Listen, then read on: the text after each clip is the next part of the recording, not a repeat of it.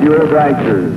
Powered by 1,500 horsepower engines, they're lightweight spinners. They may cover this quarter mile in less than 7 seconds. These are flown in injected engines, running on a special blend of nitromethane and alcohol, mostly nitro. Moving towards the starting line, ladies and gentlemen, some 3,000 horsepower. About to be launched down the Ontario Motor Speedway quarter mile.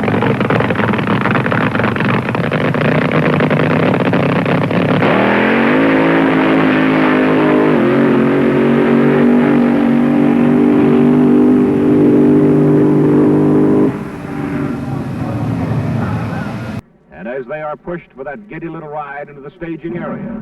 Each man withdraws unto himself, knowing full well he's got to run his own race, that you really can't afford to race the other man. From the moment you leave that starting line until you flash over the finish line, it's often less than 7 seconds. It'll be Prudhomme against Danny Ungaius, a pair of Californians. They burn their tires in the staging area to heat them up, make them as sticky as possible to get every bit of the traction they can using a special solution. But when they release the 1,500 horsepower engines onto those tires, they want them to stick, to grab, to drive, and send them winging down the quarter-mile straight. Lynn Prudhomme, part of the crew as she watches her husband Don move up to the starting line. Prudhomme in the near lane, Danny Ungaius in the far lane, and they are ready.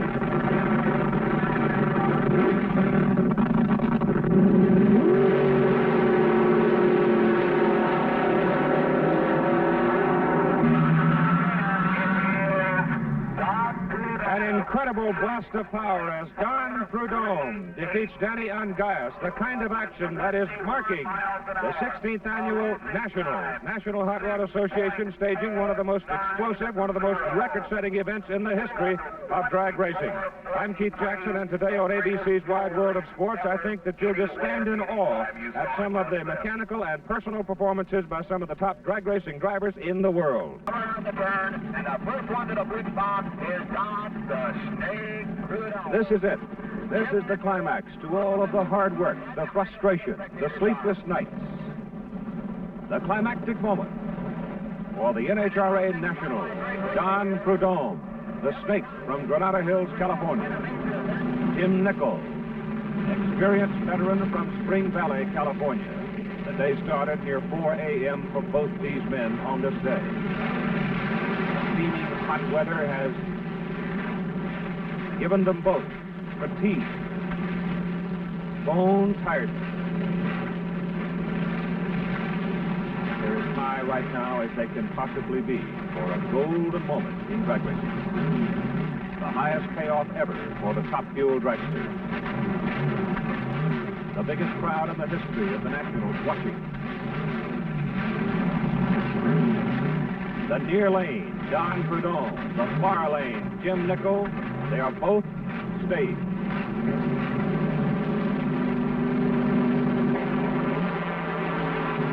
Nickel's off first.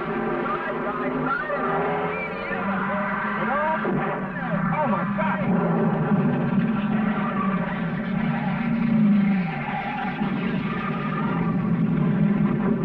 That's Jim Nickel's car.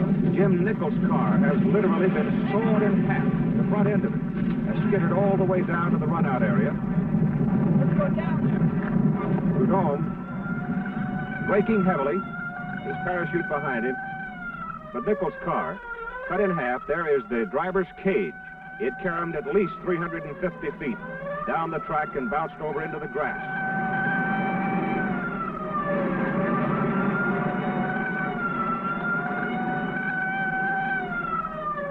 Don Prudhomme climbing out of his car.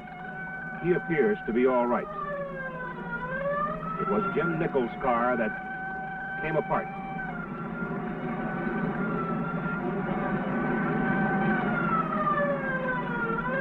Again, I'll say that Don Prudhomme appeared to be all right. He is now climbing out of his fire suit.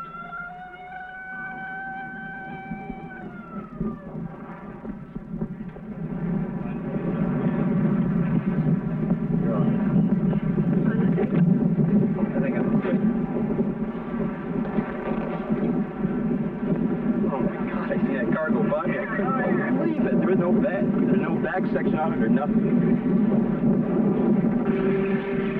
In the top fuel final, it's Californian Ronnie Martin versus Kansas John Wiebe. In these final runs, a driver faces many enemies.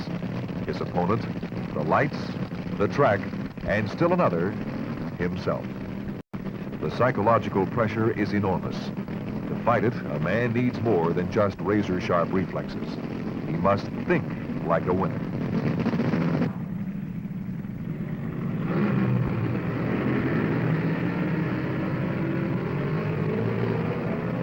Ronnie Martin wins by inches.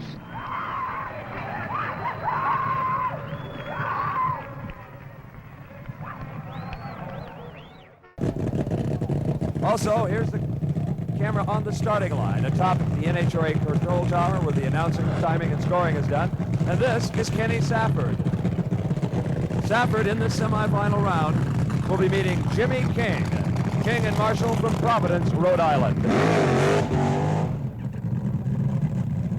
I don't think that Safford ever felt he'd be in the semifinals. He took this ride from Larry Bowers at the very last moment. He's a funny car driver by occupation. He just didn't happen to have a ride right now.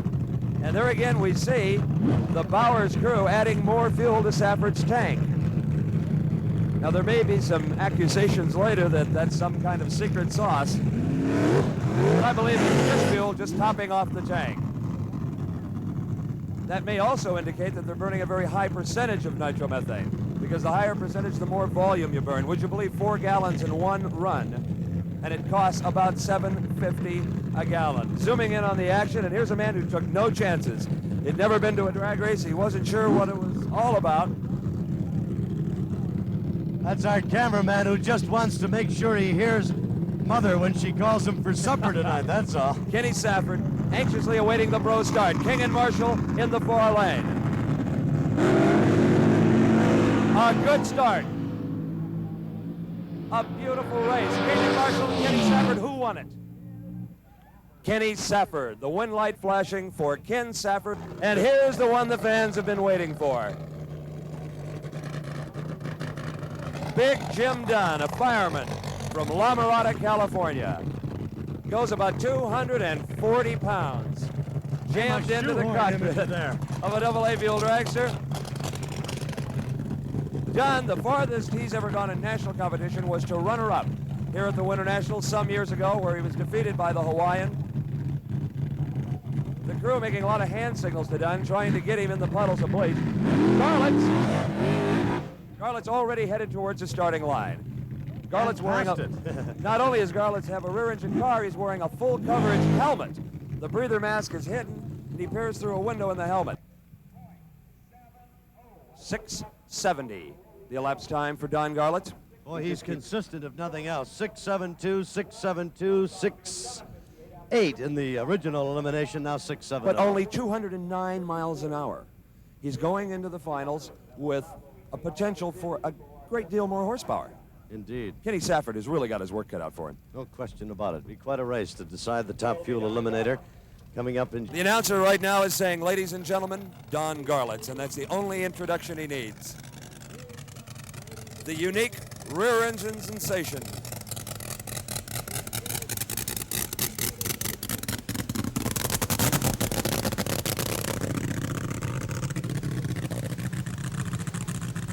It would appear, Steve, that Garlits will have a free run at top fuel eliminator. What a shame. After the sensational racing we've had, Larry Bowers and Kenny Safford not able to make the call. And it must have really been serious, because any top fuel owner in the pit area would have loaned him an engine, and you can change them in about 45 minutes. So it must have been something they discovered at the last minute.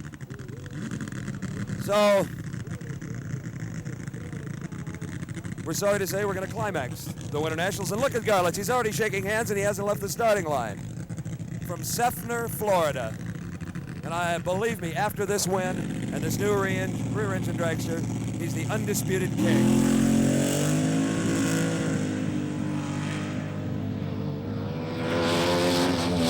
And I think for the fans' sake, he smoked the tires on purpose. He did a little bit. He I put on think he quite a did. run for him. I don't know as how Safford could have caught him. That's not to demean Safford's car or the equipment or his ability as a driver, but Garlits as you indicated so many times throughout this telecast, appeared to be the class of the top fuel eliminators in contention here today, and his car probably was not really pressed at any time. Talk about the constant variety of sport. You'll certainly see it today on Wide World as we span the globe from California to Switzerland by way of Mexico and Columbus, Ohio. You're in Pomona, California right now at the Winter National Drag Racing Championships. Now, earlier this morning, in the top fuel eliminator class, first on the track was the defending champion and top qualifier, Don Garlits. In the near lane, Big Daddy Don Garlits had the best qualifying time, 228 miles per hour, facing Jim Warren on the outside, who qualified 17th. There they go. And a big upset here. Jim Warren defeats the defending champion, Don Garlits. We asked him why. Don Garlits, the defending champion here out in the first round. What happened, Don? Well, the engine was a little bit cold, and I had the right lane, and they had oiled that real bad yesterday, and I just left with a little bit too low RPM, misjudged the starting line surface, and it pulled the engine right down. There was a tremendous traction up there. I could have left any way I wanted, but it was the first pairing of the first round, and it's very difficult to judge the starting line on that at that time. I just guessed wrong. I might add that Jim Warren lost in the next round to Dwight Salisbury. Okay, here's the first pair up for the quarterfinals. In the near lane in yellow there is Don Prudhomme of Granada Hills, California, who holds the unofficial record at 235 miles per hour. And there's his opponent in the blue and white car. It is Gary Cochran from Fountain Valley, California. Now, this graph here shows you exactly how they pair off. It's like a tennis tournament, matched battles to the finals. Prudhomme, one of the favorites on the inside. He qualified third here. Gary Cochran qualified 15th. There's Gary in the blue and white car. And the start, and Prudhomme, both of them go up in smoke, meaning they lost traction. It might be an upset here, and Cochran is the winner. 7.52, 181.08 miles per hour. Don Prudhomme, 7.63 seconds. 213.77 miles per hour, but it's not the fastest, it's the quickest that wins. And here's Don Prudhomme. Yeah, it just didn't hold. The tires didn't hold. It just went up in smoke. I seen him. He moved, though, after he let it up, didn't he? Both at the same time. Huh? In and out of Who? He was. So was I. I was hoping he'd shut off. Two big upsets in the top fuel eliminator class. Back in a moment with more of the quarterfinals. Before we continue with the quarterfinals, this is a front-engine top fuel dragster, sometimes known as a rail. It's the most sophisticated fuel-burning car. You might say the sport's special breed of acceleration machine that produces upward of 1,500 horsepower in less than 7 seconds and speeds at the end of a quarter of a mile of 230 miles per hour from a standing start. Their basic costs range from $15,000 to $25,000. They rely on exotic fuels like nitromethane for maximum performance. Now, this is a rear-engine top fuel eliminator. Two-time champion Don Garlits introduced the rear-engine eliminator last year when he won. Now, as with Indy cars, the trend is toward a rear-engine eliminator, but for a different reason. At Indy, it was handling. Here, it's safety. After flying parts from an exploding transmission cut off part of his right foot, Don Garlits perfected the rear-engine eliminator, and others have followed. Okay, now continuing with the quarterfinals. This is Dale Funk in the far lane, qualified 28th against Ken McLean, who qualified 24th. Ken McLean from Edmonton, Canada, in the near lane. And Ken McLean does not leave the line. Broke down. Dale Funk, a very easy run, holding up his arm. He gets into the semis. He doesn't hurt his engine at all. A very easy run. And swinging in for his quarterfinal against Carl Olson, this is Dwight Salisbury, who qualified 25th from Northridge, California. He's going to bleach his tires or burn them out. Coming in now is Carl Olson on the far lane, Dwight Salisbury in the blue car. Now watch this process. You can see them pouring the stuff out of the bottle. Now they rev up there, and that's to clean up his tires, but also to heat them up. And in that bottle is a fancy combination of bleach, latex, methanol, glue. You have it. It's probably in there. This is Carl Olson, who's 28 years old. Qualified 29th, as I mentioned, in the far lane. Dwight Salisbury in the near lane with the wing on top of his car. Buster Couch all set to give them the start. Here they go! A tight race! Salisbury's in trouble. I believe he lost the top of his wing. It bounced right across into Carl Olson's lane. There it is. Very lucky that Carl Olson was out ahead, but that could have caused serious damage to him or his car. But Olson was the winner, Dwight Salisbury losing that wing. Here it is once again. Now watch Dwight Salisbury as he comes down here. Watch that wing very carefully to see what happened to him. There it goes, whips right across into Olson's lane. By the way, Olson's time was 6.63, 222.22 miles per hour. He is the winner, goes into the semifinals. Now we have Dennis Baca from Walnut Creek, California. He was the second top qualifier here with a speed of 231 miles per hour. He's in the blue and gold helmet, once again burning out his tires. And he'll be against Don Moody, who has the white helmet on here from Westchester, California. He qualified sixth at 228 miles per hour. That's Moody with the white helmet, Baca with the blue helmet. Baca's very confident, said his clutch is working beautifully, expects to really go a far way in this Top Eliminator Championship here at Pomona. There are the starting signals. Watch for the green. There it is, they're off. Dennis Baca's out ahead, a beautiful start. Moody's in trouble, he's swerving all over the track. And Moody is on fire. He'll get out of that car as quickly as he can because the nitro could really explode.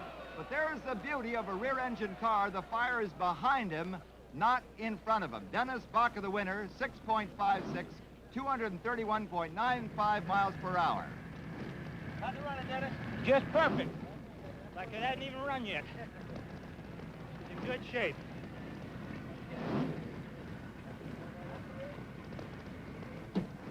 We're ready to win this thing. In the semis, it'll be Dennis Baca facing Dale Funk, Carl Olson against Gary Cochran. Back with the Pro Stock semifinals in just a moment. Here for the Top Fuel Eliminator. Well, Carl, you had a pretty good break in that last run against Gary Cochran when his car didn't leave the line. That saves yours, doesn't it? Very definitely.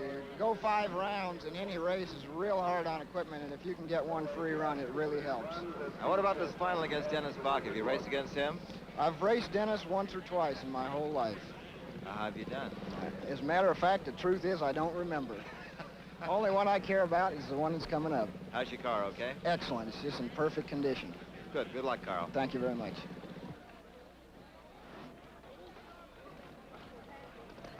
Well, right beside Dennis Baca's car, he's having quite a few problems. He's so busy, the driver, we didn't want to talk to him, but we have his son here, Dave Baca. And Dave, what's happened to your pop's car? Well, when we ran, she left good, but then when we got to the other end, we wobbled a ringland. So we got to change it before next round. You wobbled a what? A ringland, that's burning the piston.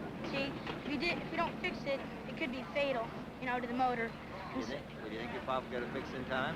I hope so. We got it halfway done. Okay, good. Thank you a lot, Dave. Okay, thank you. If your pop gets in, think you'll win? Sure do. Okay. Thank you. And there's Dave's pop, Dennis, working desperately to get his car in shape for the finals coming up right after this message.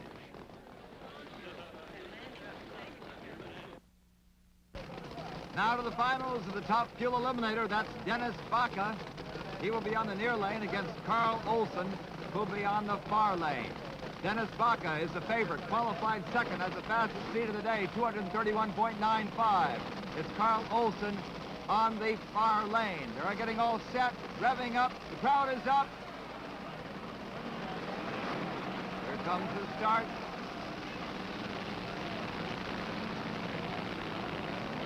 There they go, they're off. Dennis Baca goes up in smoke. Carl Olson goes shooting out ahead, and an easy victory for Carl Olson.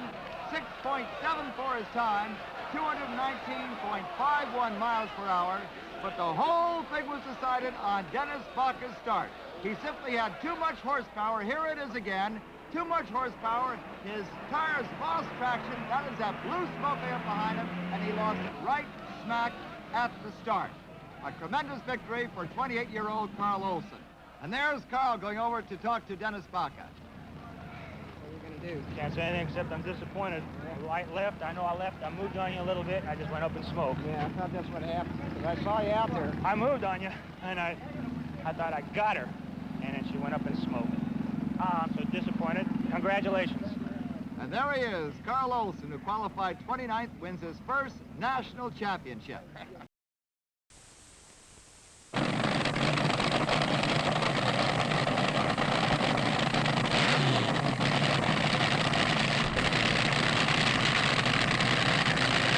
Amarillo, Texas, October 22nd, 1972. The National Hot Rod Association's 8th Annual World Finals of Drag Racing.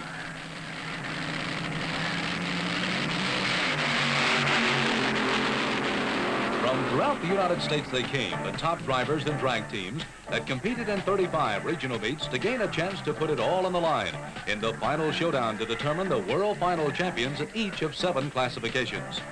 This is your first time for the World Finals, right? Yeah, this is my first.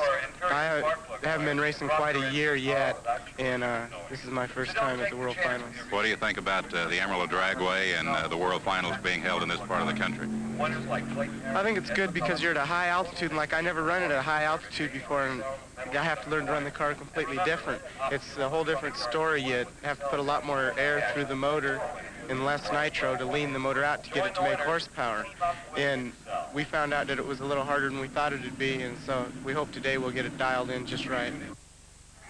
Allen was to meet Clayton Harris in the semifinal showdown. Harris of Moulton, Alabama, was the Eastern Conference leader coming into the Amarillo races. His new dimension fueler had set a national record of 6.21 in the first round of the World Finals. Clayton, how do you feel today about your car? Everything all set for the races? Yes, sir. We're just freshening up the engine a little bit here. We feel like we have a pretty fair chance of running a good number today. What do you do on race day? What do you have to go through and check to make sure everything's in order? Well, naturally, you want every piece of equipment or every part of the car the best it can be for the race. We have to go 5 rounds, and it'll be to win the race, and it'll be quite strenuous on all the parts. Who do you figure your toughest competition is going to be today? Well, it's a lot of tough guys here. It's hard to pick out only one. You know, this is a world championship, the end of the series, and all the good guys are here. And you were here last year? Yes, sir. We were here. We went to the semifinals last year. How do you like racing in Amarillo? Oh, fine. Great. Very fine place, and town's exceptionally receptive to racing. Good. Thank you, Clayton. Yes, sir.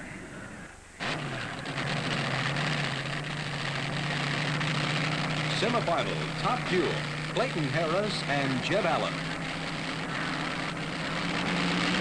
Allen jumped to a quick lead that was quickly erased as Harris overtakes the Whiz Kid and cops a slot in the finals against Jim Walter.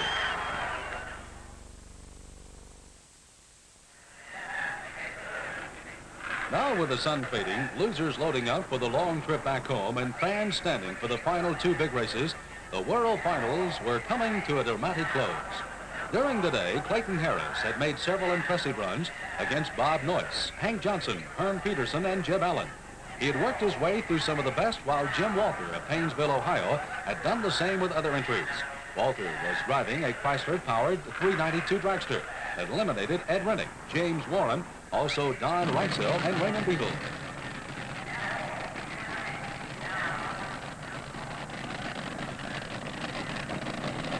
A full year of racing was on the line as Harris and Walter stayed.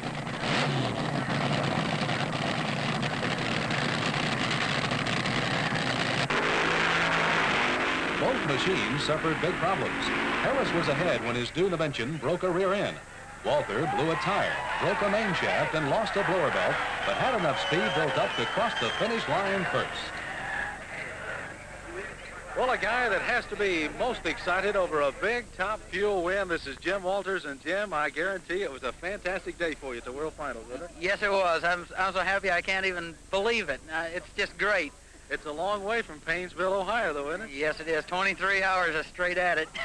How did the competition go for you, Jim? Well, you got to be pleased to win anything, but how did it go in the past couple of days for you? Well, I have not had a good year this year. I've had we crashed bad in, I guess it must have been early September. We crashed bad, and we had kind of a set down there, and I've had not a real good year, not like I've had in the past, but we just kept at it, and I come down here, and I knew I was going to win when I left home.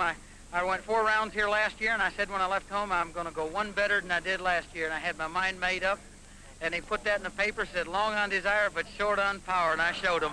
How about coming from a champion? How about Amarillo, Texas? How were you received here in the NHRA again this year? There is no city in the country that receives racers like Amarillo, Texas. Well, Jim Walters, coming from a real champion such as you, we certainly appreciate that, and we hope to have you back in '73. First pairing featured Paul Longnecker in lane 1 against Gary Dye in lane 2.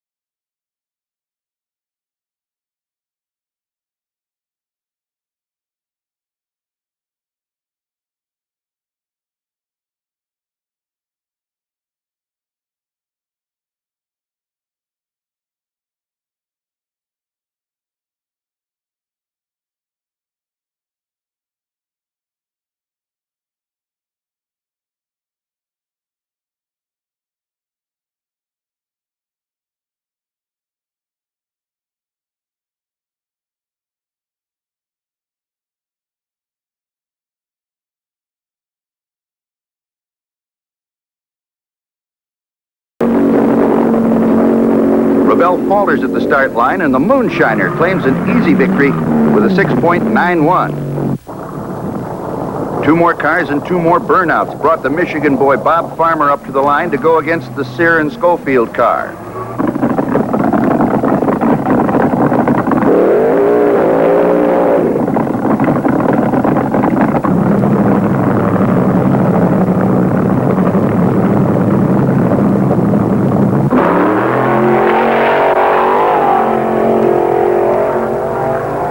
Winners in lane 2, Sear and Schofield, with a 6.45 ET and a sizzling 221 miles per hour.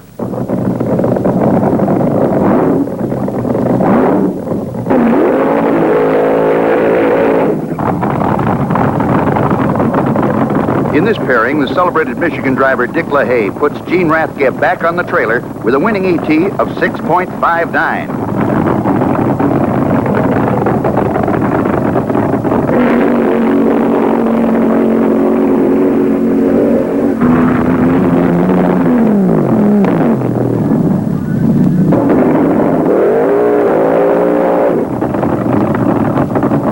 In this one, it's Sid Seeley in the first lane and Marv Schwartz alongside. 2 very healthy cars. The concentration is on the tree.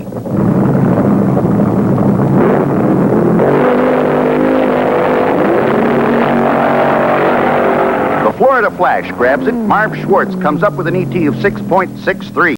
What a day we have here in Southern California, with the San Gabriel Mountains shining in the distance and the temperature reaching up into the middle 80s.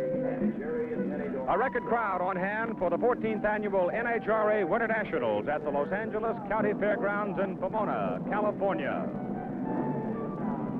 Hello, everybody. I'm Keith Jackson. Well, here we go with $1 million year for the NHRA. At the end of last year, 9 men had broken that magic 6-second barrier in the top fuel dragster. At the Winter Nationals, we've got new faces, quick speeds, new competition. Christmas tree is lit for the new year, so let's have a look. The Christmas tree is the electronic starting device that is mastered here by Buster Couch, who is the chief starter for the NHRA. The top 2 lights indicate staged and pre-staged. When they're staged, that means they're in equal posture, ready to run. All the lights are used in handicap racing today. However, only the bottom 3, the yellow light, the green light, and if you leave too soon, you'll get a red light, and that will put you on your trailer. So now we go to the top fuel quarterfinals with Bob Noyce having already defeated Frank Bradley. And we pick up the action here with Don Garlits running against Pat Dakin. Young Pat right here from Dayton, Ohio, with one of the primary chores that everybody dreads to get, because Big Daddy Garlits is always around when it comes to a major championship. And, of course, Don is looking for his 4th Winter Nationals championship. He is one of the most dreaded competitors, I guess, of them all. And he moves up into the bleach box and burns it out. Pat Dakin waiting. He's already had his burnout. And Don Garlits is shut down, and he can't stop his dragster. Garlits' fueler is running through the trap. If he crosses the finish line, he's disqualified, and he's out of it. So Pat Dakin gets a gift.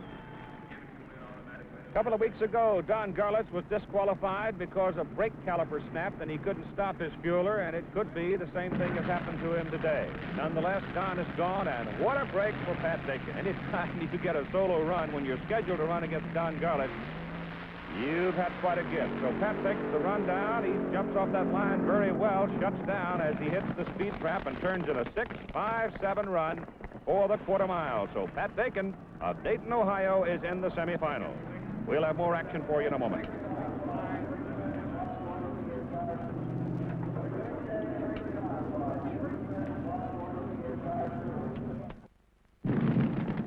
We continue our coverage of the Top Fuel quarterfinals. We'll have now Big Jim Warren of Bakersfield, California, right there in the tower side, closest to the camera, and Jerry Ruth, the veteran out of Seattle, Washington, will be in the spectator side.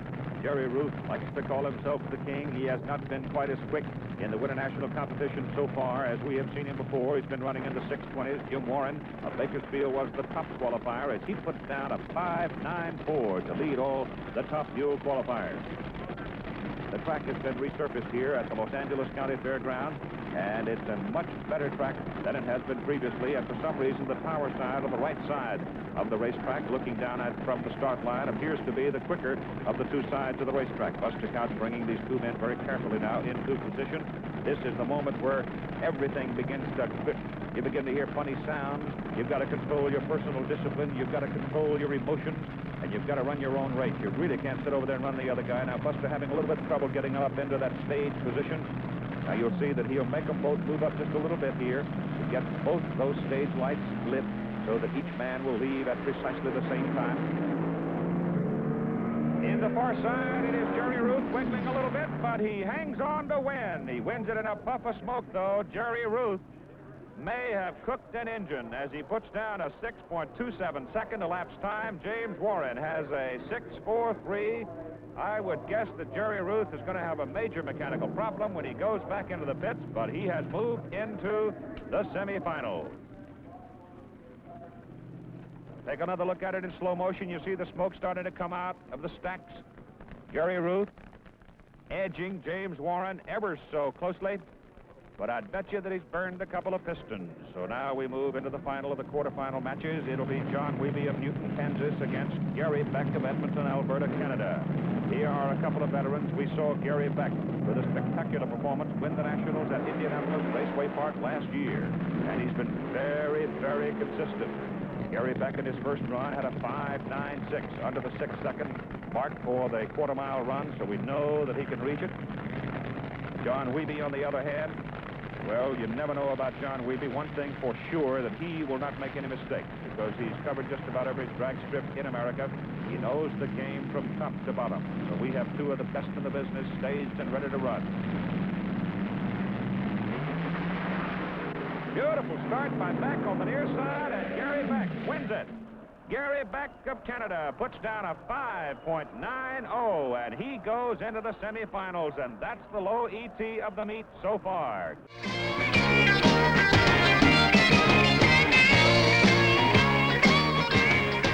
I guess probably the biggest thing that a driver thinks about before the race is making sure that his car is prepared properly. You always worry about all the little details being done. You work as hard as you can with the time that you have. But I think most drivers are like myself. Once the engine starts, you forget all about that and you worry only about the task at hand, which is making a good burnout, getting the tires sticky, getting staged properly, and getting down the quarter mile just as fast and quick as you can. It's like flying an airplane or something. You're just by yourself in a car, you know, all alone out there. It's something that gets into your system. Just pulls you back into the seat and sinks your eyeballs back a few inches and you're ready. I used to feel as though the fellas were really for me, you know, really wanted me to stay in the Top Fuel ranks, but there seems to be a lot of sour grapes as far as the boys are concerned. I love beating them. That is the reason I'm staying in it. And here is Shirley Cha-Cha Muldowney, the only woman licensed to drive a Top Fuel dragster.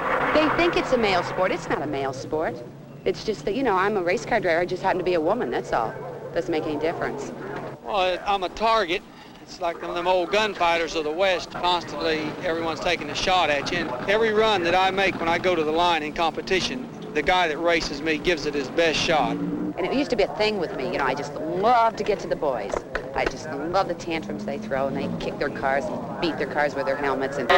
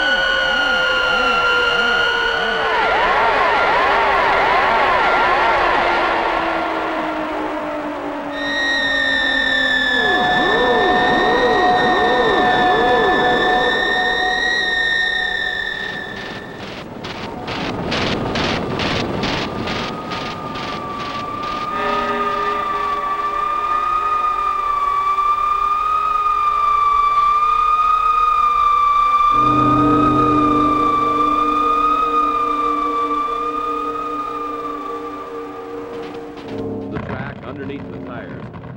Here is the only female driver in Top Fuel competition today. This is Shirley Cha-Cha Muldowney from Mount Clemens, Michigan, and qualified into this field. She'll be matched against Grant Stoms of Edison, New Jersey. Stoms is another one of those fine East Coast racers that you really don't hear a lot about in some cases, but certainly has made his name for himself on the East Coast and has done a fine job getting into this 16-car field at the 10th Annual Spring National. Shirley Muldowney competed here a year ago with a funny car. She has now converted over to the Top Fuel dragster. Here you see Shirley Cha-Cha Muldowney, the only woman holding a competition license to drive a Top Fuel dragster. And driving a pink one, too. Watching the staging lights very carefully, they edge the cars into position, and they're off. And it looks like Stoms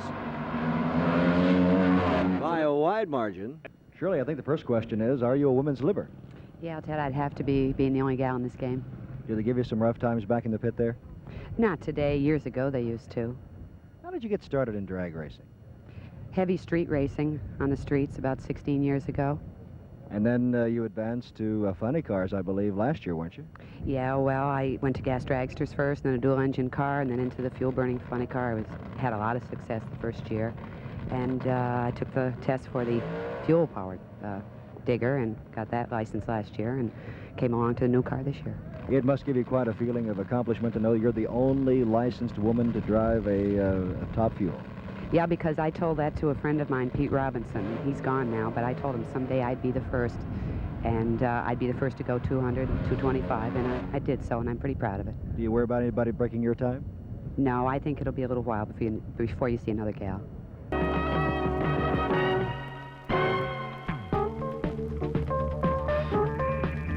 I feel they're pretty safe, or I wouldn't ride in one, and I like it.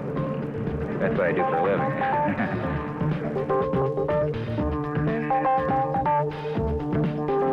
The car's worth $30,000, but I don't know how much it'll cost to fix it yet. Drag racing, the ultimate in head-to-head speed competition. It's the U.S. National Drag Racing Championships, the top fuelers, funny cars, and motorcycles, and all the perils that speed brings.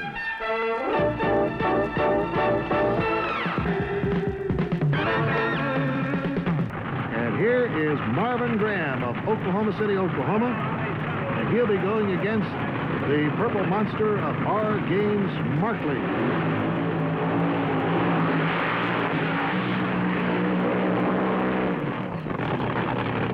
Here they come. This is the top of the line. The top fuelers. Now, before these men left the garage area, we were back there. We talked to both Marvin Graham and R. Gaines Markley. Probably a tough question to answer, but how many horsepower one of these big top fuelers develop? There's really no way to really put one on a dyno and say they estimate around 1,800. Well, how do you feel about your opponent, Marvin? It's going to be tough. It's really going to be tough. You ready? I think so. Are you going to shave if you win? Yes. Yes, I am. So, from the Pacific Northwest area, from the state of Washington, R. Gaines Markley, as he moves to the line against Marvin Graham. Well, you don't have to say much here. The start, of course, is all important, but they only have 6 seconds to get down that quarter of a mile, and not much of a little steering wheel there to guide them down. It's just jump on it and go.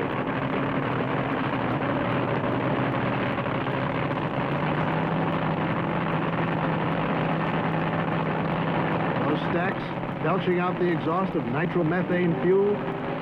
Here we go! Markley's tires are burning, and that's a bad sign as Marvin Graham will cross first. Unofficially, it is a 6:17, and Marvin Graham of Oklahoma City, Oklahoma, is the new champion, as Gaines Markley couldn't get the bite that he needed. And let's move over and talk to the new champion. Hey, Marvin, congratulations. Do you know you won it? Yes, yeah. Man, I can't believe it. Take that headgear off so we can get a look at your happy face. You say you can't believe it. Did you really? I think it was a 6:17. I don't know whether that's official or not. Is it official? 6:17. Does that make you a little bit happy? Oh, yeah. I was hoping it'd run a little quicker than that, but that's all it takes to win. That's good. I'm glad. You know, did you have an inkling that that this might have been your year? Not until I came up here last Friday, and everything started coming together pretty good. How about at that start line when that amber hit and you got 0.4 of a second till the green? Was your heart pumping a little bit? Oh, once I pull in there, I don't really ever think about it. I just do what I do every time, and it just works out, Palmer, the O.J. Simpson, the Wilt Chamberlain, the A.J. Foyt of drag racing, a little man from Sefner, Florida, Don Big Daddy Garlits, is the focus of all eyes. He's in the semifinals, but he shouldn't be. His first round luck started out disastrously, but in a matter of split seconds, Dame Fortune turned and smiled his way. Let's look back and see exactly what happened. Garlits, in the near lane, spun his driving wheels and dropped behind, and his rival, Don Ewald, got unbelievably sideways and swerved across the center line for an automatic disqualification with a race in the bag, saving the day for Garlits. Here's another look, in stop action, of this remarkable incident. Garlits now, in the near lane, looking for a record 4th Winter National win, comes off the line okay, but immediately his wheels start to spin on the paving. He has lost the race right here. Meanwhile, his rival Ewald, ahead, starts across the line after his machine gets sideways. The minute he gets on the yellow line, that's a disqualification, and Garlits is the winner, though he should have lost it. Here's how he saw it. What happened on the first run? Well, the pair ahead of us, the Kentucky Moonshiner, just completely barfed an engine right on the starting line in his burnout, so the whole right lane was completely covered with oil. Well, the system works to mean with the low ET qualifying gets lane choice. Well, I was racing Ewell, and he had lane choice. So he originally wanted that lane, which was the good lane, the right lane, so then he put me over there, and I was finished. There was nothing I could do. They massaged the track, but the very first guy down the course on a situation like that is out. And sure enough, I did everything I could, and it went out and smoked the tires, and Ewald drove out in front of me about 2 car lengths and then turned right into my lane. And, of course, that's an automatic disqualification. So Big Daddy went into the quarterfinals against Dick LaHaye. He topped the Michigander with a 6.009 second run to hit 234.37 miles an hour and graduate to the semifinals, which we'll see in just 1 minute. And the first semifinal will match Garlits, the Florida swamp rat from Sefner, and a Fountain Valley, California boy with the colorful name of Rick Ramsey. Watch Garlits' right rear tire. That soft Goodyear has only 5.5 pounds pressure in it. Look at it grow as he burns it off. Now it's Ramsey's turn. He's got a tough row to hoe, coming up against the best in the business.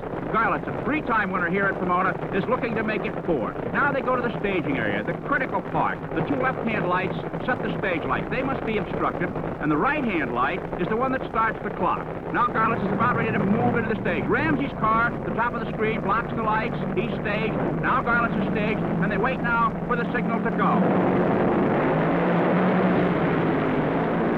It's Big Daddy, clear and fast, away from Ramsey. Over the line with the parachute pulling him to a soft stop. The clock said 6.192 seconds, his speed, a phenomenal 229 flat to move into the finals. Garlits is from Florida, but everything on his car except his homemade chassis is produced in California. The second semifinal will match red-bearded Dave Settles of Houma, Louisiana, and Herm Peterson of Poulsboro, Washington. And these are the $30,000 to $50,000 cars, not including their travel rigs. The collective value of the entire field here at Pomona figures to be more than that of an Indy garage area. And as for return on investment, today's purse is $261,350. $13,500 in top fuel, $4,500 for the run-up. Now let's watch this tire grow to maturity. And in a glimpse, you can see the stresses that the tires undergo during the burnout process. This long California day has been an extremely challenging one for the crews and the drivers. First of all, the weather, which started out warm and sunny, has been changing all day long. It's now cool. This means engine changing. And with the track conditioning changing, the tire pressures and clutch settings have to be revamped. Everything must be tailored to the conditions of the moment. Side by side, ready to go. Remember, the winner gets a shot at Garlits in the final, and it settles. The The Cajun gets a shot at Big Daddy. Winning speed, 211.26 miles an hour. Now here's a look at the finish in slow motion. Every power stroke of the engine can be seen pulsing out of the exhaust. Old Redbeard goes against Big Daddy in the finals. We'll see that in a minute. The Top Fuel Final, a classic drag race, an acceleration contest between two cars, racing from a standing start over a precisely measured straight-line quarter-mile course. The top men in the business, Don Big Daddy Garlits, and a youngster from Cajun country, Dave Settles of Pomona, Louisiana. For drag racing fans who wonder what may become of Gary Beck, was expected to give Garlits a fit. He had the fastest qualifying time, 5.9, and the top speed, 244.5, but was eliminated in the second round. Now the moment of truth, coming to the line. In this classic drag race, conditions are changing even more. Storm clouds are moving in. The temperature has dropped way down. It is late in the day. Many fans have been here since 7:30 this morning, waiting for this moment. Settles blows it. He spins his wheels, and Garlits, his engine smoking, streaks down the line for an unprecedented fourth Winter Nationals title. And Dave Settles coats along at just over 50 miles an hour. And Big Daddy Don Garlits will have $13,500 to take back to the little town of Sefner, Florida, just outside of Tampa, where he builds his cars and buys his parts from California. Winter National title number 4, Garlits is the biggest drag racing winner in organized history. Title number 12 in national competition. And for the Pink Lady, a win today could open up a whole new future. $20,000 in prize money, but more than that, $100,000 and more in annual endorsements. She would be the superstar of the sport of top fuel drag racing. And for Big Daddy Don Garlits, victory today would be the other side of the coin. Perhaps the entrance into retirement. After all, it's been since 1950 he has dominated this sport. Win today would put him close to the World Championship, and if he wins it, he said before, he might call it quits.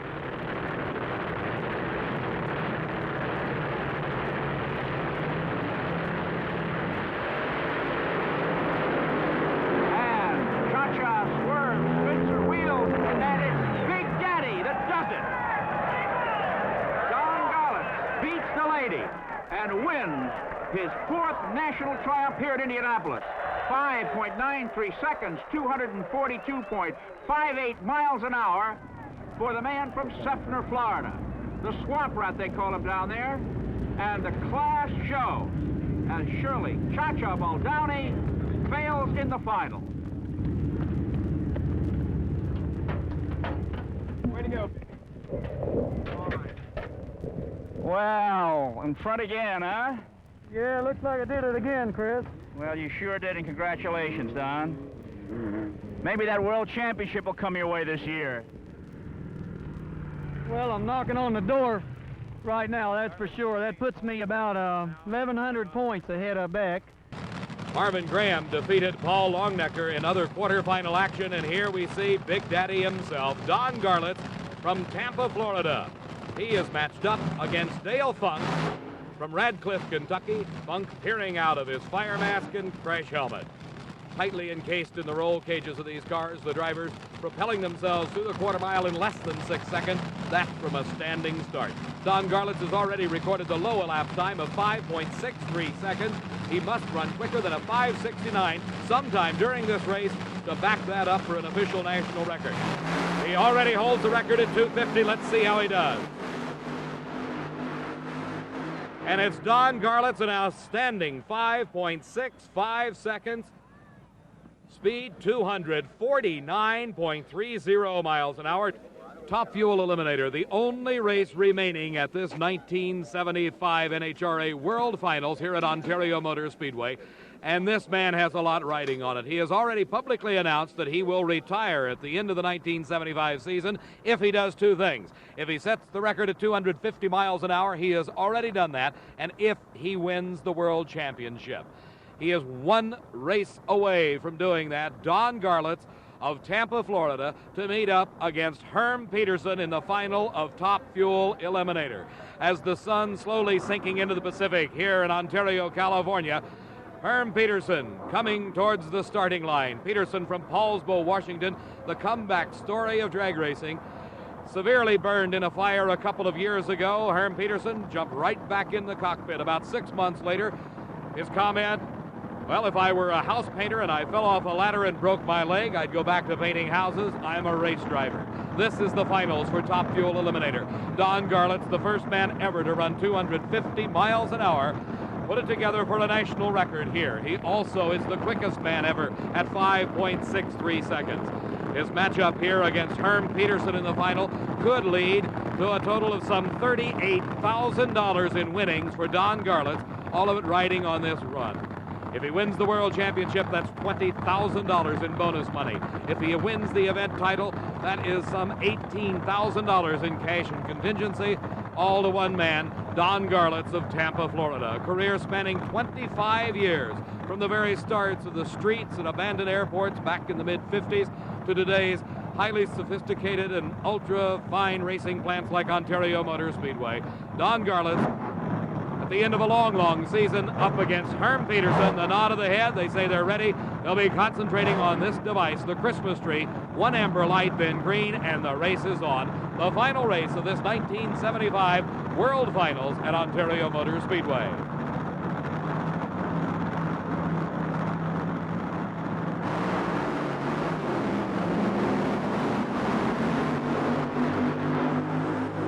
There is no question about it. The class of the field at this event, 5.74 seconds, 247.93 miles an hour.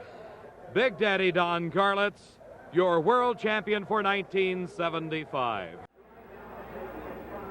The semifinals of Top Fuel. One side of the bracket finding a matchup of two West Coast superstars. James Warren and Frank Bradley in a rematch of the Winter Nationals final run where Frank Bradley defeated James Warren.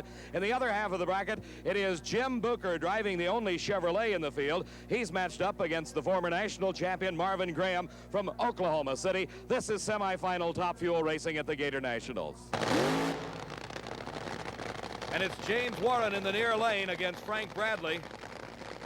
Two of the best West Coast drivers traveling all the way to Gainesville, Florida to meet here in the semifinals.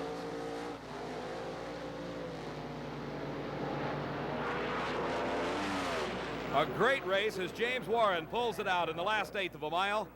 As you can see, just a car length separating them at the finish. Warren recording a 6.20 second elapsed time at over 239 miles an hour. In the near lane, the Chevrolet-powered dragster of Jim Booker against Marvin Graham. Graham with the big lead, and something lets go, and it's Jim Booker with the win into the finals, 6.40 seconds. Here it is, the final in Top Fuel Eliminator. The Chevrolet of Jim Booker. You see him here sitting encased in the roll cage. He's from Westchester, Ohio. His competition all the way from Bakersfield, California. They call them the Ridge Route Terrors, the team of Warren and Coburn. Lanky Jim Warren. They're staged and they're off. Backing out as both cars losing traction. It's James Warren across the finish line first, taking the win. Jim Warren over Jim Booker, 6.24 seconds. The time for James Warren from Bakersfield, California, winning the 1976 Gator Nationals. His speed over 236 miles an hour. Surprises of this 76 Spring Nationals is Bob Edwards out of Union Bridge, Maryland, here in semifinal racing against the old veteran Richard Tharp. Driving the Candies and Hughes car. Let's see how Edwards leaves with Tharp. Side by side, and Tharp up in smoke, and it's Bob Edwards into the finals of the Spring Nationals. The crew absolutely going crazy. From Union Bridge, Maryland, only his third national race, Bob Edwards with a fine 6.31 second at 233 miles an hour, moves into the finals. Ted Wolf here on the near side against the Jade Grenade, up against the low qualifier, top speed holder of the meet, Shirley Muldowney of Mount Clemens, Michigan. 6.03, 240 miles an hour the round before. Shirley Muldowney must now get past Ted Wolf to make it to the finals. Can she do it? And a lot of smoke and fire, but she won the race. Shirley Muldowney in the finals of the Spring Nationals for the second year in a row. Dave, down here now with Shirley Muldowney's car and crew. That fire in the semifinal run, we now find out, was the result of severe damage to 5 of the 8 pistons. But I talked to Connie Coletta, Ronnie Capps, and her crew. They tell me the pistons will be replaced. That car and the driver will be on the line for the Top Fuel finals. Dave? For the second year in a row, the only woman licensed to drive a Top Fuel dragster is in the finals of the Spring Nationals. Shirley Muldowney from Mount Clemens, Michigan.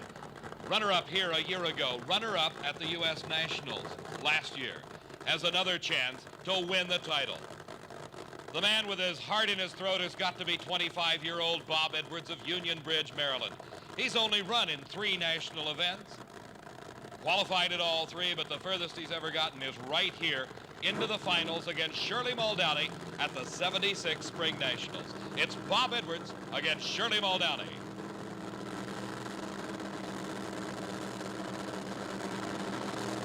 The tree goes green, they're off together.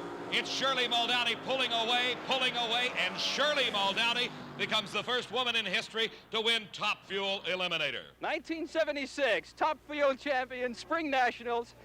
We said the unexpected happened at the Spring Nationals, and we weren't kidding. 596 for Shirley Muldowney, absolutely incredible. Well, I'm going to do something that I've wanted to do all weekend. I'm going to get to congratulate her first. Long time, my friend. Could I have that, please? Thank you. Can't look like a lady too often doing this. I mean, it's rough. Shirley, congratulations. 596. What can I say? Just, I've got the greatest crew in the world. Ronnie Capps, Connie Coletta, Scott Coletta, my son. Here they come, lady. I know. I don't think I have to say anything else. I don't think I have to say anything else. 596, not only the first woman to win a national championship, but she did it in style. She did it as a record setter. Absolutely incredible. Let's just let it happen a couple of seconds.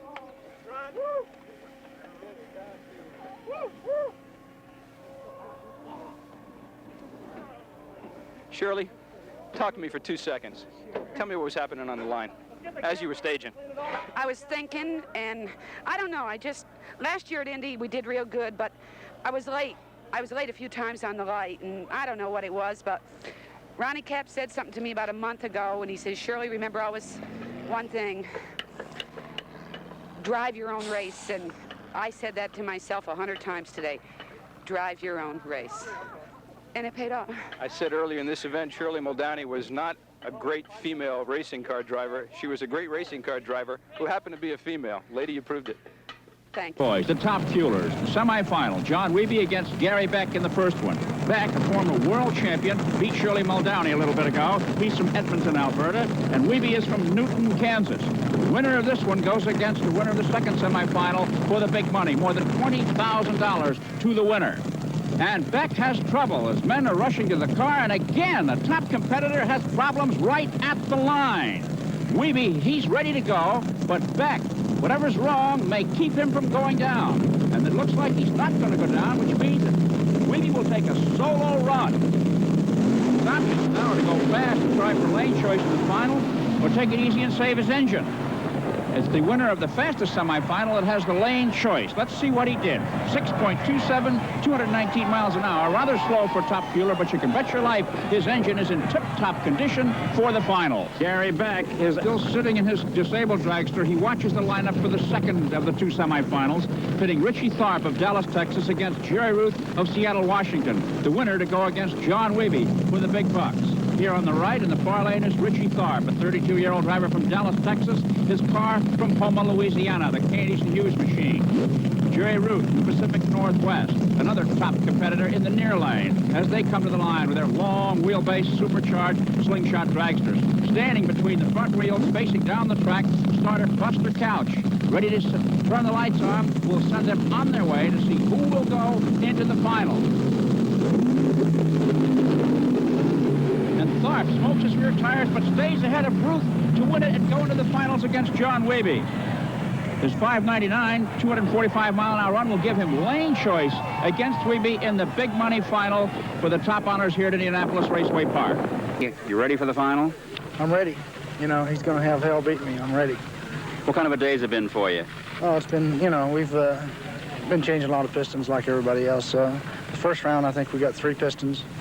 In the second round, we got 2. Third round, we got 8. And this round here, we lucked out. We didn't get any, and I don't know why. It happens like that. It just does. You're going in the final with 8 used pistons. Yeah, we're going in there with 8 good ones, though. They're used, but they're good. If they wasn't good, we'd be changing them, you know. You're confident?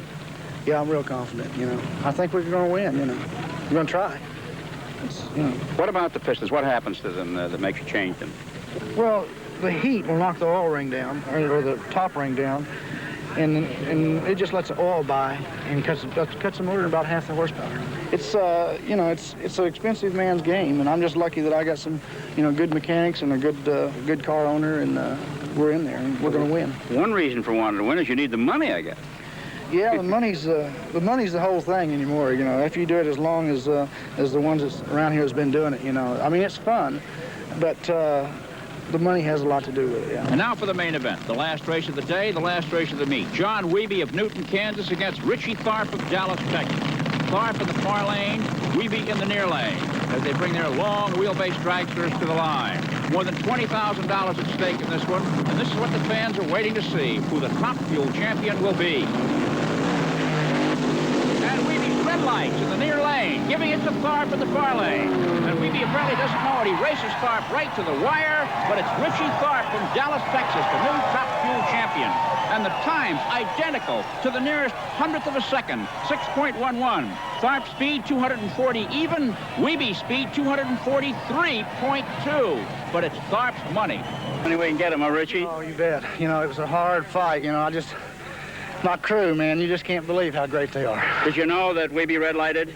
No, I didn't. You know, it was close anyway. I caught back up with him in the mid-range, and then when I shifted, it just, something fell down on it. I don't know what happened. I didn't know that he red-lighted up.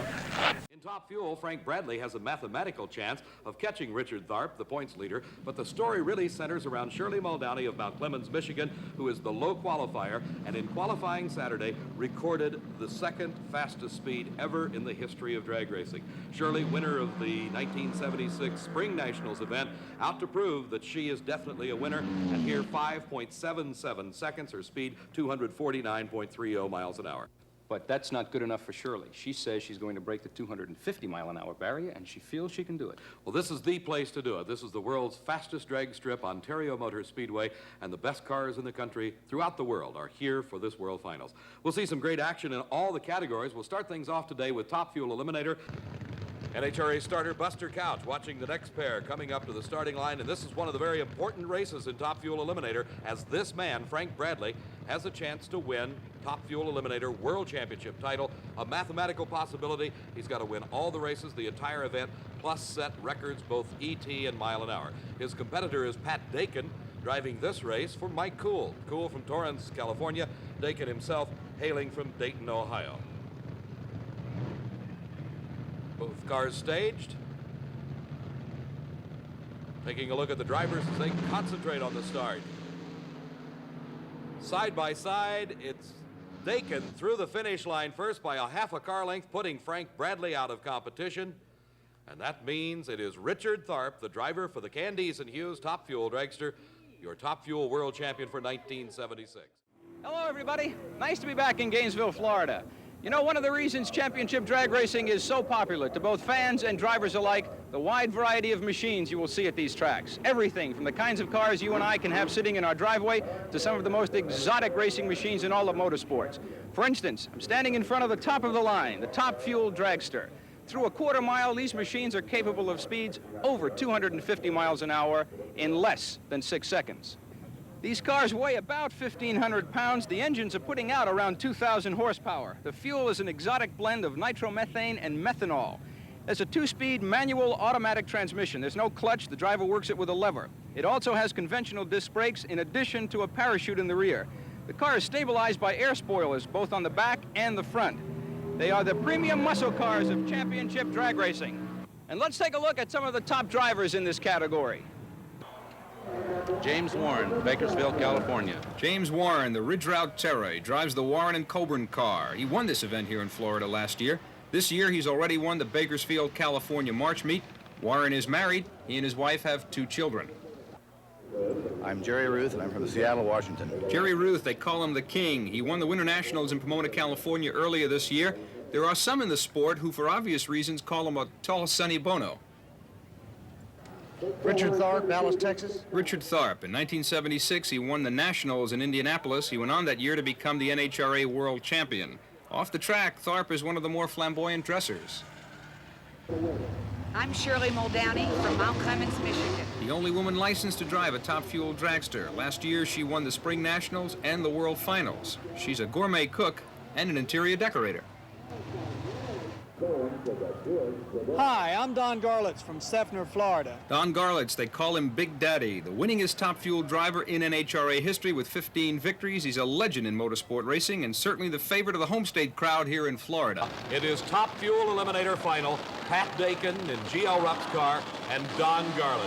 You can see the header flames standing very tall off of both these engines. Don Garlits has got to be the sentimental favorite with his huge crowd on hand that very patiently waited through the thunderstorms this morning and through some great racing to reach this point for the finals. In super slow motion, you can see each individual cylinder firing at idle.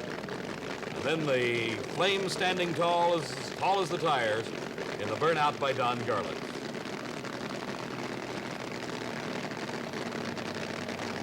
Garlits and Dakin, 2 cars remaining after 16 started eliminations here at the 77 Gator Nationals. Both cars now approaching the starting line. Their burnouts completed. Pat Dakin in the far lane. In the near lane, Big Daddy himself, Don Garlits.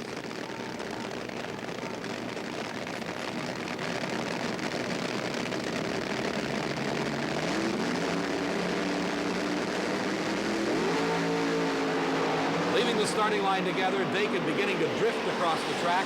Garlits straight through the quarter mile. 6 seconds flat.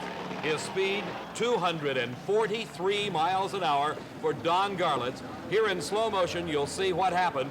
Right there, Pat Dakin, just momentarily varying from the straight path down that quarter mile, having to lift, and that was enough to allow Don Garlits to head to the win. 6 seconds flat. 243 miles an hour. Here's Frank once again. Don Garlits, he did it. 6 flat, 233. He took a car out of the museum, they kept saying all weekend to do it. Didn't seem to matter one bit. Let's let him get out of this. Don, congratulations. Thank you very much. It's been an exciting day. It's been a day plagued by all kinds of troubles, the weather, mechanical problems, and yet they kept saying that you took this car out of the museum to come and run, and you didn't seem to have any problems at all with it. Well, the car has responded tremendously. The engine's been running real well, and it is true, the car had been in the museum for 2 years. In the meantime now, they're talking about Big Daddy coming out of retirement. Is it true? Well, I'm here. What else can I say, right? The lady versus the Englishman. Clive Skilton, London, England's own, now living in Balboa, California. From Mount Clemens, Michigan, the defending champion, Shirley Muldowney.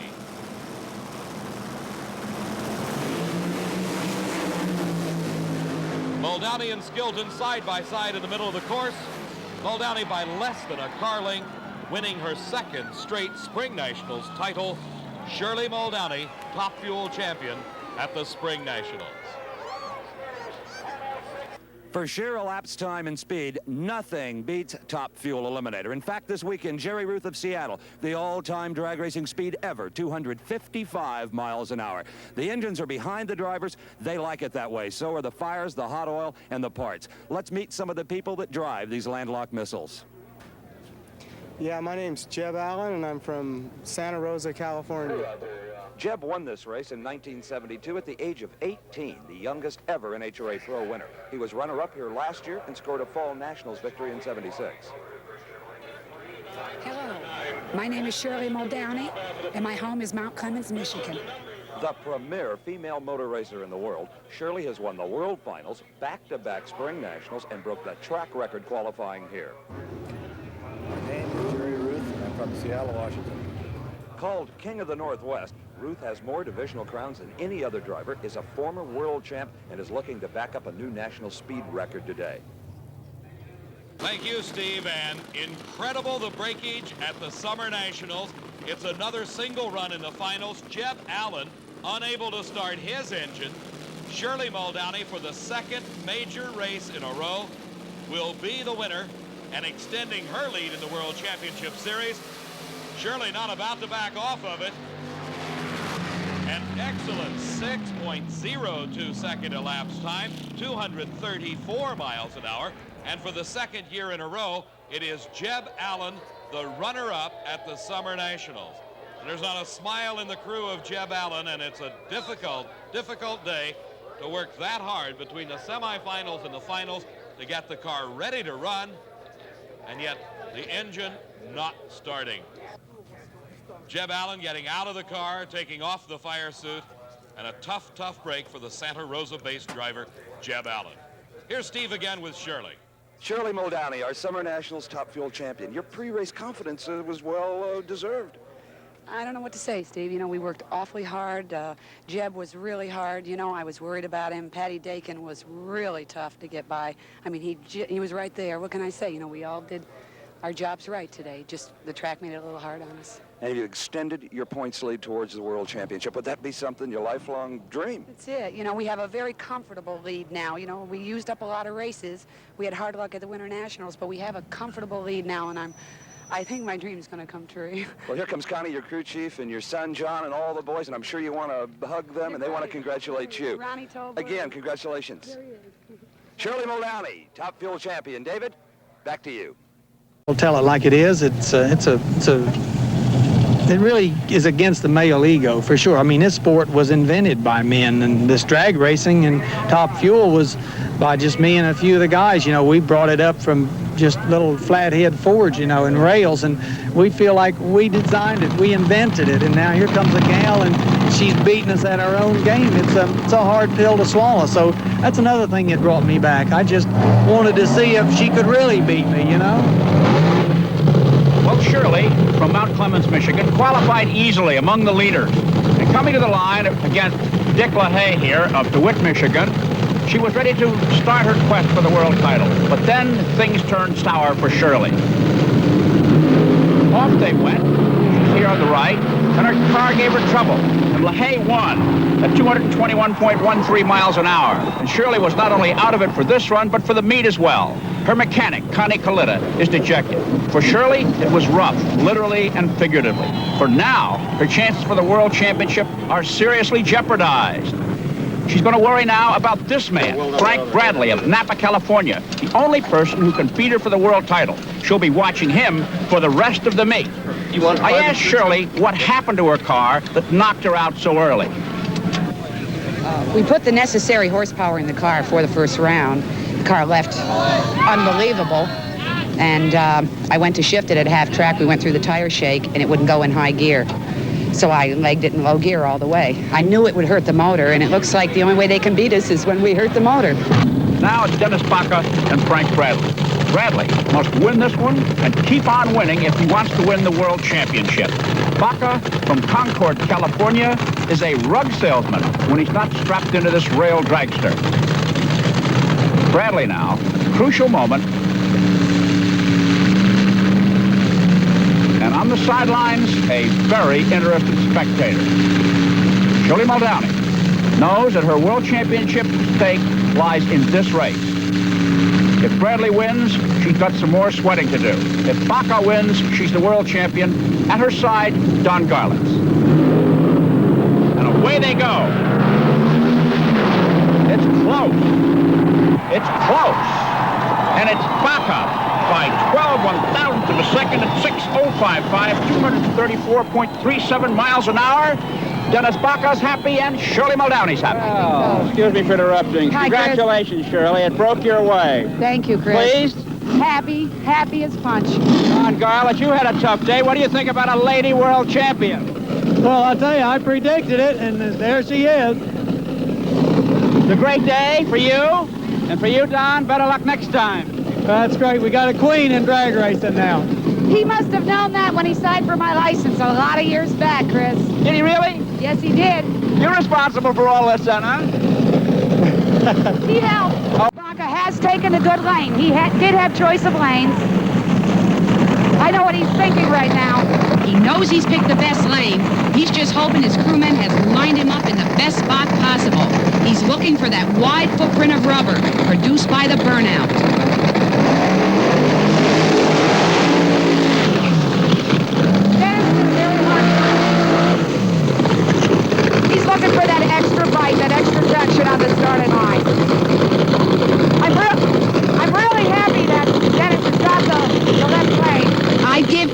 thing to be sitting in the left lane facing Tharp. I think my starting line reflexes would give me the advantage over him. And Tharp, knowing that, might try too hard and smoke the tires from red light. 21,000 to win, Shirley. He's got his eye on Richard Tharp in the other lane. A beautiful start by both men as they come down side by side. But Baca edges ahead and crosses the line a winner. Dennis Baca with a 599. 231.22. A great call, Shirley, and many thanks. And boy, is there ever emotion in the Baca camp. A popular victory for the 37-year-old Concord, California man. His first ever major triumph worth $21,000. He's been trying for a long time as he coasts to a stop at the end of this long strip here in Indianapolis. Everybody's happy, and not only did he beat Richard Tharp, but he beat the rain, too.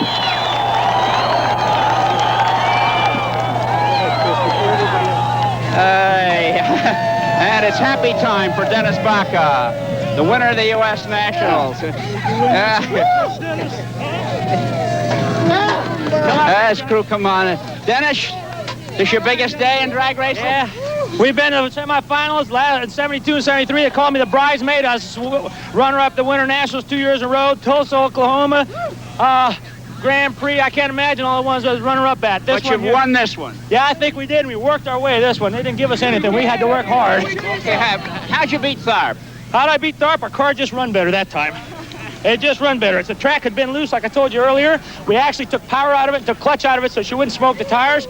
Paid off because she run a 599 rather than a 608 to run before. Boy, you're wound up. You know that? I am wound up because that's what I'm here for, is to race. And the 23rd U.S. Nationals are history. Our thanks and congratulations to Shirley Muldowney, the first woman world champion in all of motorsports. The final qualifying attempt for Shirley Muldowney, the world champion. An exploding engine, and the world champ not in the program at the Gator Nationals. Proof positive there's no sure thing in the sport of championship drag racing except excitement, and we've got it for you at the Gator Nationals. Shirley Muldowney having a trouble-plagued weekend, capping it in her final qualifying attempt, and Shirley is a bit upset. The first cars we'll see this afternoon, Top Fuel dragsters, the kings of the sport. Let's meet some of the drivers. Hi, I'm Kelly Brown from Tarzana, California. Richard Tharp, Dallas, Texas. Hello, I'm Marvin Graham from Oklahoma City. I'm Graham Light, Edmonton, Alberta, Canada. Hi, I'm Big Daddy Don Garlits, and I'm from Seffner, Florida. My name's Frank Bradley. I'm from Napa, California. My name's Gordon Fabeck, and I'm from Brush Prairie, Washington. The race this crowd of Floridians has been waiting for. Don Garlits of Seffner, Florida. For the first time in a long time, coming in as an underdog in this final round against Kelly Brown. Brown, 35 years old, a stuntman and an actor from Tarzana, California, has recorded low elapsed time, 6 seconds flat, 6 seconds flat, 6.06 seconds. He has the lane choice. Will it make a difference? Garlits staging very carefully. Right alongside comes Kelly Brown. Both drivers just as cool as can be as they inch their cars into the staging beam, corralling some 2,000 horsepower apiece. The finals of the Gator Nationals. And it's Don Garlits with a big lead. He smokes the tires, but an exploded engine. Trouble for Kelly Brown, and it's Don Garlits for the finish line, and the crowd loves it. 6.55 seconds was all his elapsed time, but that's more than enough to take the title in Top Fuel Eliminator, winning some $11,000 in cash and awards. Big Daddy Don Garlits is still the king. An all-Donovan final. Kelly Brown broke a motor. Connecting rod broke and just stopped him right in his track. I'll be darned. Well, you know, it smoked the tires. Mine did right at the line. I figured it was all over, but I couldn't see him anywhere, so I just stayed after it. Well, Big Daddy's the king, but it's refreshing to see a nice fellow like Kelly Brown running so hard and giving you a race for your paycheck. Yeah, Kelly's really a great guy. The whole team is nice. Of course, Brissette's been around for years, you know, one of the old guys, and we're really... And it's Donovan. We're excited about the whole thing. Well, this is going to help on that march towards the World Championship that you want so bad this year. Yes, it'll be a big help, Steve. Fuel semi-final round finds 4 cars remaining. Jeb Allen goes against Jake Coughlin. while Gary Beck against the reigning world champion, Shirley Muldowney. Shirley, having lots of problems earlier this year, seems to have most of them ironed out as her crew pushes her back after the burnout to heat up the tires. Gary Beck also, for the past couple of years, has been having problems. He won the World Championship in 1974, two-time national champion. But running through the pit area at this Summer Nationals event is the word Beck is back. He's got low elapsed time at 5.86 seconds. Had an easy run the round before as Hank Endres red-lighted away his chance for the victory against Beck. Beck saving the parts and pieces because he knew that if Shirley won the race in the round before, he'd have to race her right here.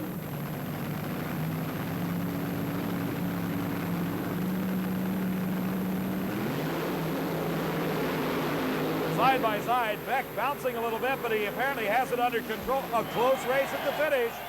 Another 5-second time for Gary Beck, 5.97 seconds. An astounding top speed of the meet of 247 miles an hour. Gary Beck into the finals. Let's go into the pits with Steve Evans.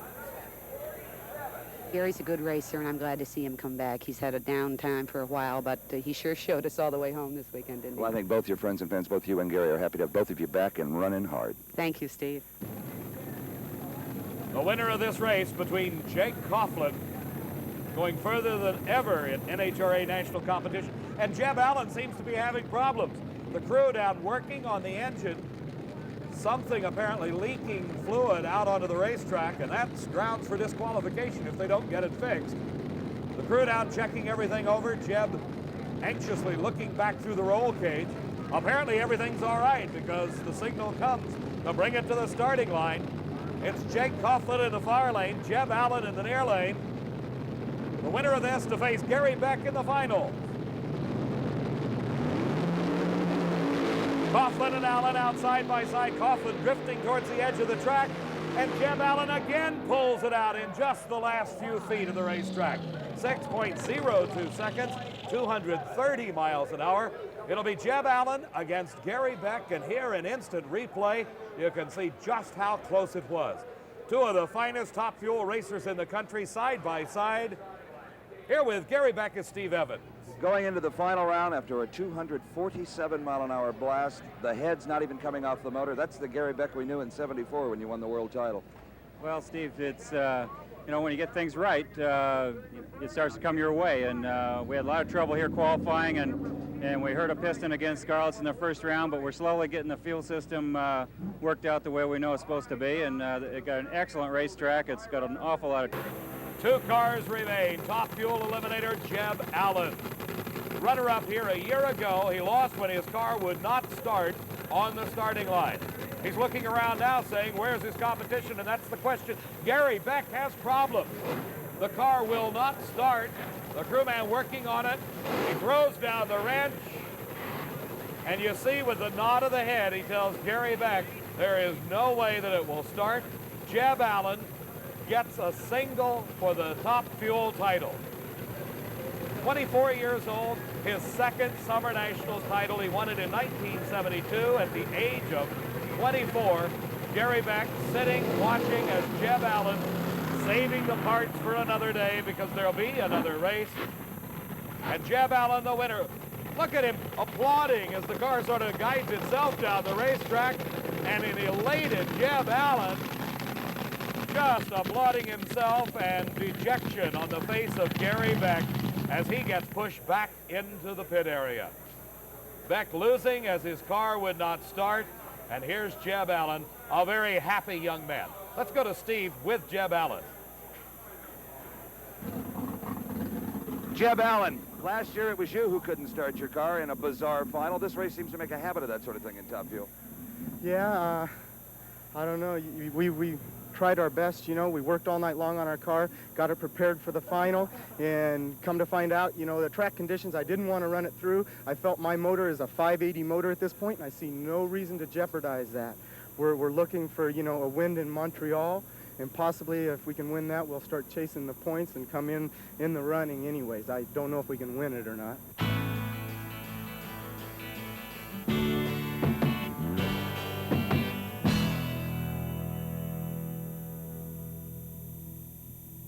stories have developed at the U.S. Nationals through 4 full days of qualifying. The crowd's attention has been focused on a 2-time national champion. Gary Beck of El Toro, California, won this event in 1972 and 1973. Here in 78, he debuted a brand new look in Top Fuel racing.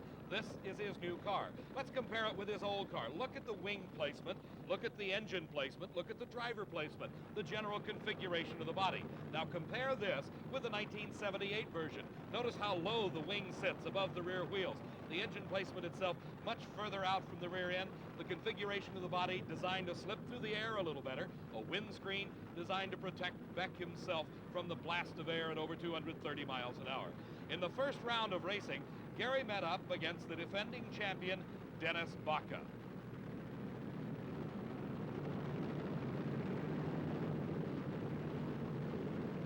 Side by side, you see the difference between the two cars. Baca's car, very similar to Beck's old car.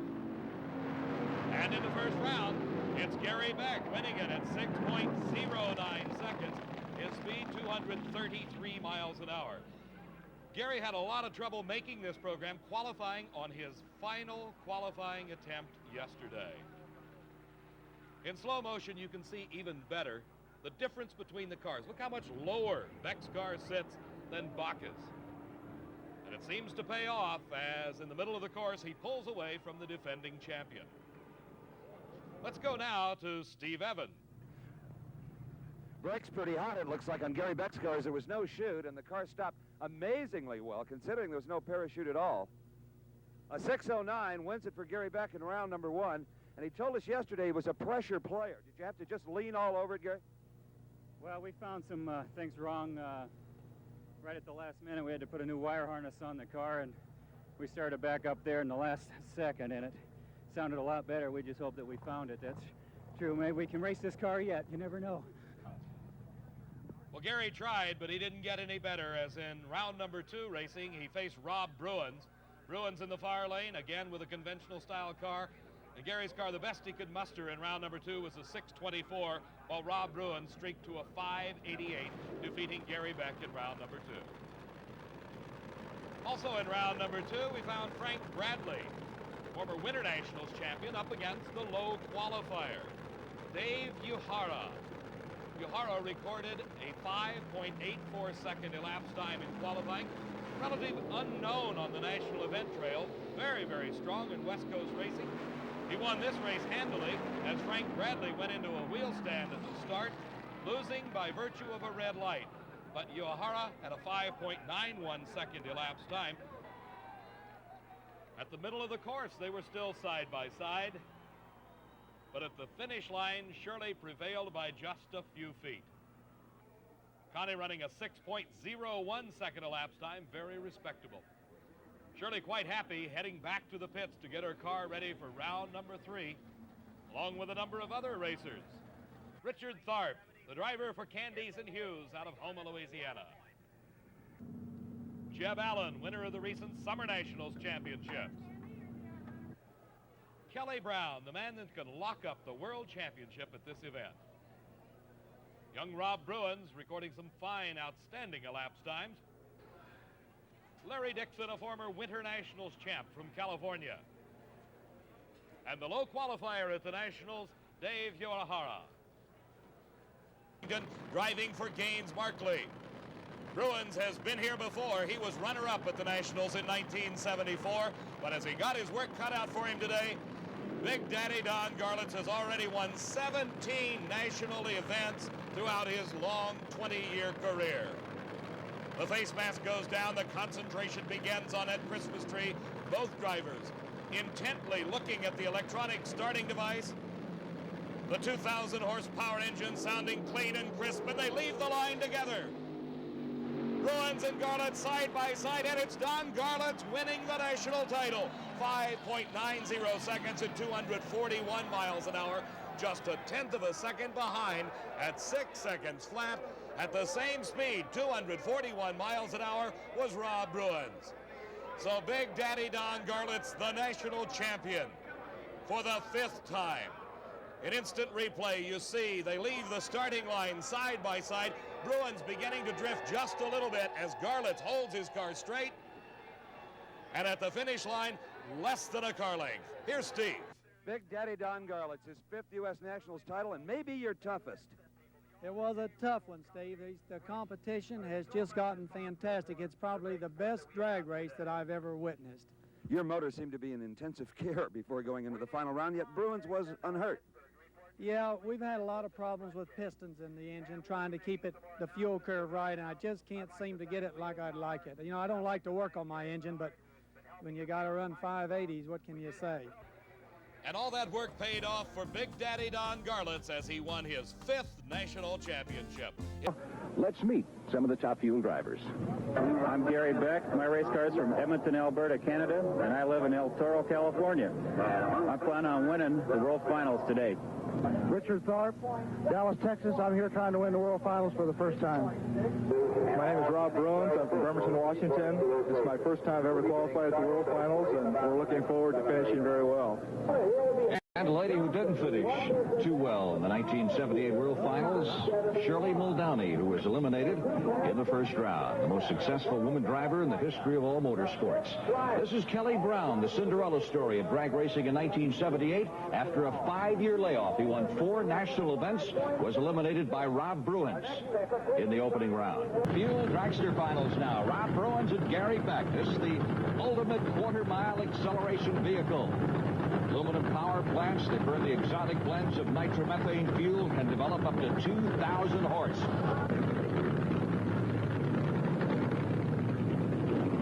6 months ago, nobody outside the Pacific Northwest had even heard of Rob Bruins. All of a sudden, here you are in your 3rd NHRA National Event Finals in a row. Are you ready for this race?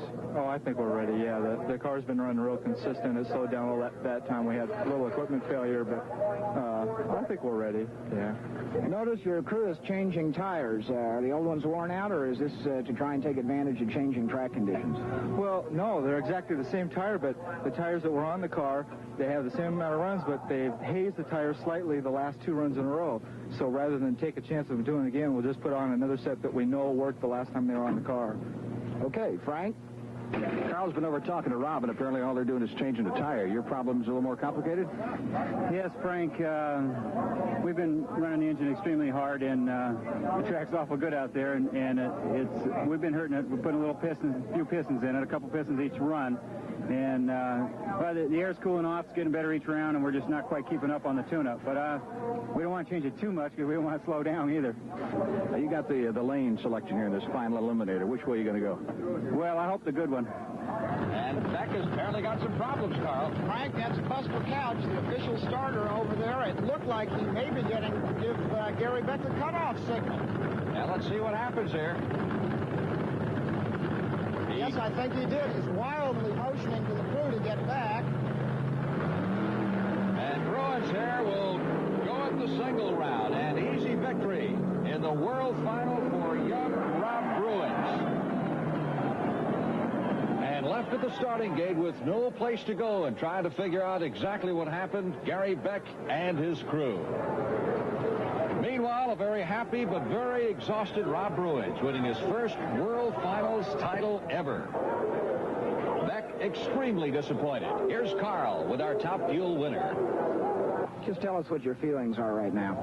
Well, I was kind of down before the race, or before the final, because I really didn't feel I had that much of a chance to win this deal. I knew that the car's been running competitively and very good, but Gary just had a barrage of outstanding ETs today, and this, I just can't believe this. This is even better than the Fall Nationals, and that was right at home. Remember the name Rob Bruins. He's reached the pinnacle here in the World Finals and certainly has a bright future ahead of him. Top Fuelers next. Right now, a quiet moment with Chris.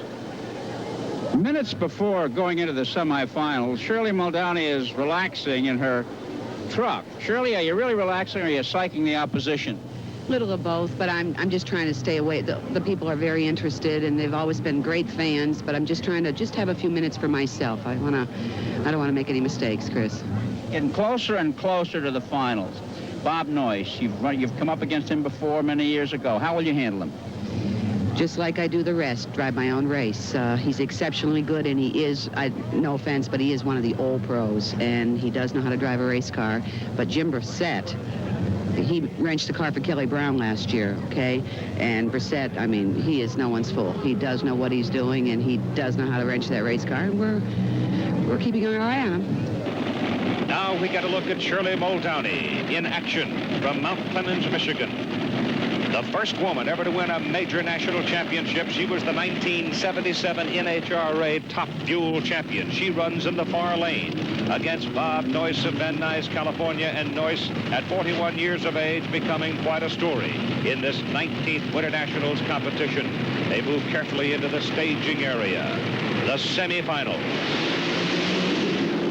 Muldowney smokes her tires. Noyce gets an edge. And it's close at the finish. Muldowney not able to exercise the tremendous top-end speed, and Noyce has beaten her. Bob Noyce knocks down Shirley Muldowney. But listen to this. Muldowney ran a faster race, 6.027 against 6.032 for Noyce, but it was the start that decided it, and you can see coming off that 100-foot strip of concrete that Muldowney smoked her tires, and that was the difference in the race.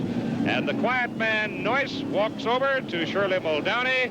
He gets a firm hug from a very nice lady, and he walks on toward the finals, where he will meet the winner of the Gary Beck Rob Bruins run, which we're about to see now. Rob Bruins from Bremerton, Washington, and Gary Beck, a native of Alberta, Canada, now living in El Toro, California. Fourth in the world standings in 77. He has not won a national event, though, since 1976. Young Rob Bruins, at 29 years of age, is a comer. He qualified 15th, but he's been running very, very hard. He won the Fall Nationals a year ago in Seattle. He won the 78 World Finals at Ontario with a 5.98 clocking. So he is quick. He will be in the near lane, and Beck will be in the far lane. They're ready.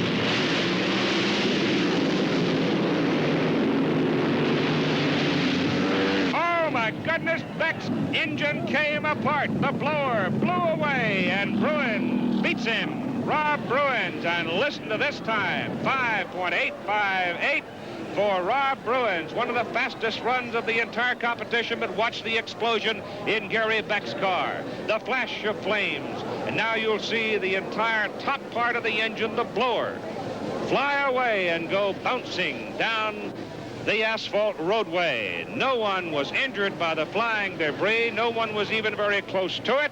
And Rob Bruins from Bremerton, Washington, has moved into the finals against Bob Noyce for the Top Fuel. He's favored to win today. Do you think he believes that, or is that some psychology, perhaps? Well, he probably believes it on the count. We just ran a 585 compared to he ran a 602 his last run, so we would be favored on that account, and the fact that we've shown the consistency that this is the fourth national event in a row we've been in the finals. Are you confident? Oh, yeah, I feel really confident that the car is capable of winning another race, sure. That is Rob Bruins' car. They're behind the truck, and they're thrashing and fretting over that car. It has not come around the corner and into the staging area. Carol Brissett, Jim Brissett's wife. She's been praying all day, and so far maybe it's been a little touch of magic. Noyce is ready to run in the far lane, the smoke lane. Bruins is yet to come into the staging area.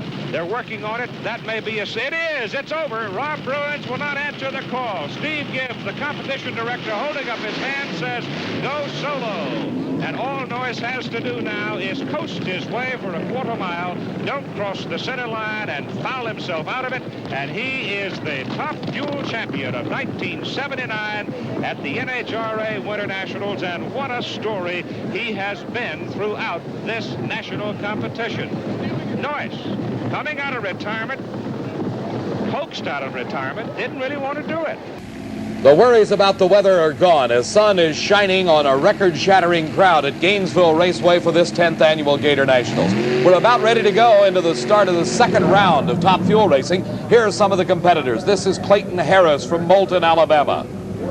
The reigning world champion, Kelly Brown, driving a new mount this year rather than the Brissett and Drake car that took him to the runner-up spot last year. Shirley Muldowney, she expressed her fears about track conditions. She'll find out in just a moment.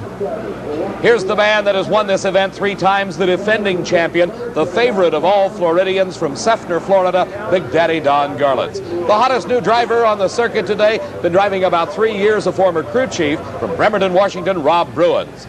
Here, experiencing one of his better days, is the driver for Jim Naramore. This is Bill Pryor from Illinois. The driver of the good, the bad, and the ugly. One of the quickest cars in the country, Dave Yohara.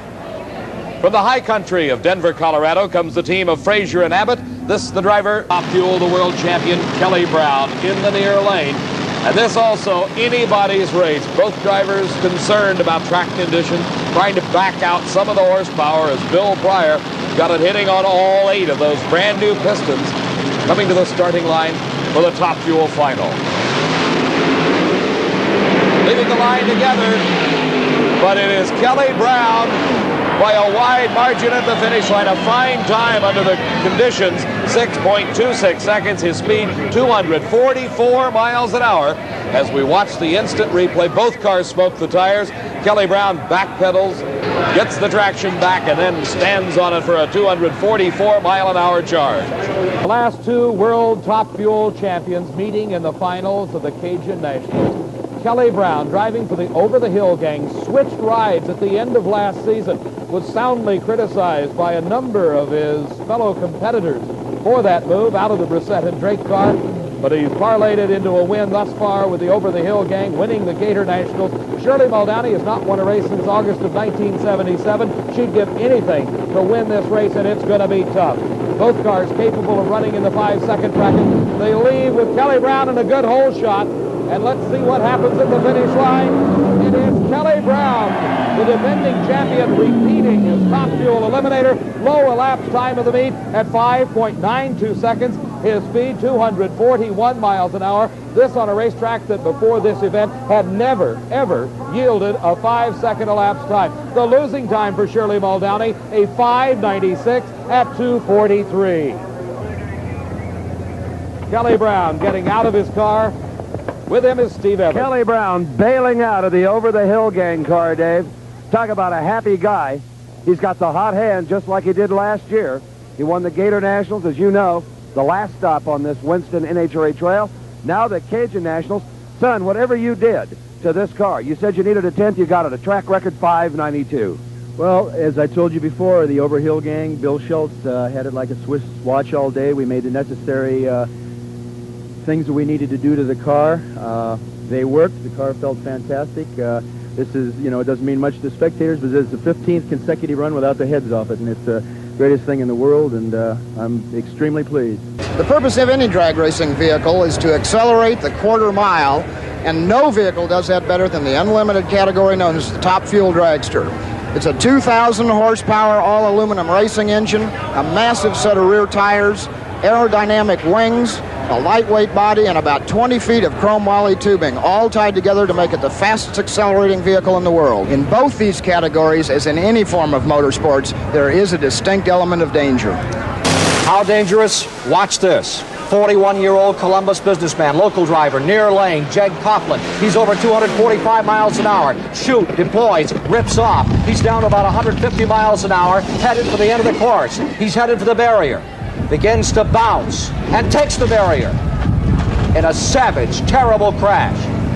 The safety crews are there within seconds of when this $35,000 fuel machine is destroyed. Coughlin extricated from the machine and able to stand up by himself and walk away. From the driver's vantage, Colonel Olson, what's happening right here? Ken, because of the flexibility of this machine, under heavy braking, it starts bouncing violently. Jeg is fighting for control to get that car into the net straight, but it does flip over. The net catches it, does a violent snap roll backwards, and the car lands upside down. A local boy, Jeg Coughlin, wrapped in the clutches of that safety net, But far better than being wrapped up in that Armco barrier just 60 feet away. He sustained a broken hand, some broken ribs, but that was all after this incredible 100-plus mile-an-hour crash. Garlits is ready to go against Richard Tharp. This is the one we've all been waiting for. The nitro-burning, top-fuel, ultimate quarter-mile acceleration vehicles. There you see Richard Tharp ready to take on the legend. Tharp in the number 8 Candies and Hughes machine. And there he is, Don Garlits at the line. Great lead. Out in front, Garlits loses it for a moment. Tharp gets sideways. Garlits wins it. Don Garlits pulls it off. What a race. Marginal traction from almost the moment they came out of the gate. There you saw that white machine sideways. Then, same thing happens to Tharp, and Don Garlits wins. 6:11 at 237 miles an hour. It looks like the spare engine worked just fine, Don. Yeah, it shook me a little bit. That's where it lost some of the time, but it run good in the middle of the course. I know you've won an awful lot of these races. Is it just as good every time? Yeah, and this is especially good because, you know, I've had a lot of bad luck here at Columbus. I've never won a race here, and it's really a thrill to do good here because I have so many fans in this part of the country, and they've always cheered for me, and I've always let them down, so maybe finally I came through once.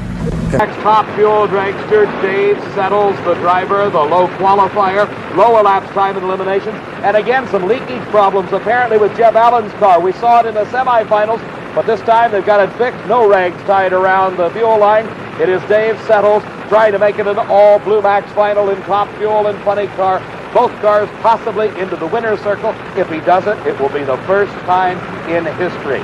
Jeb Allen, of course, trying to repeat. He won it last year. Can he do it again?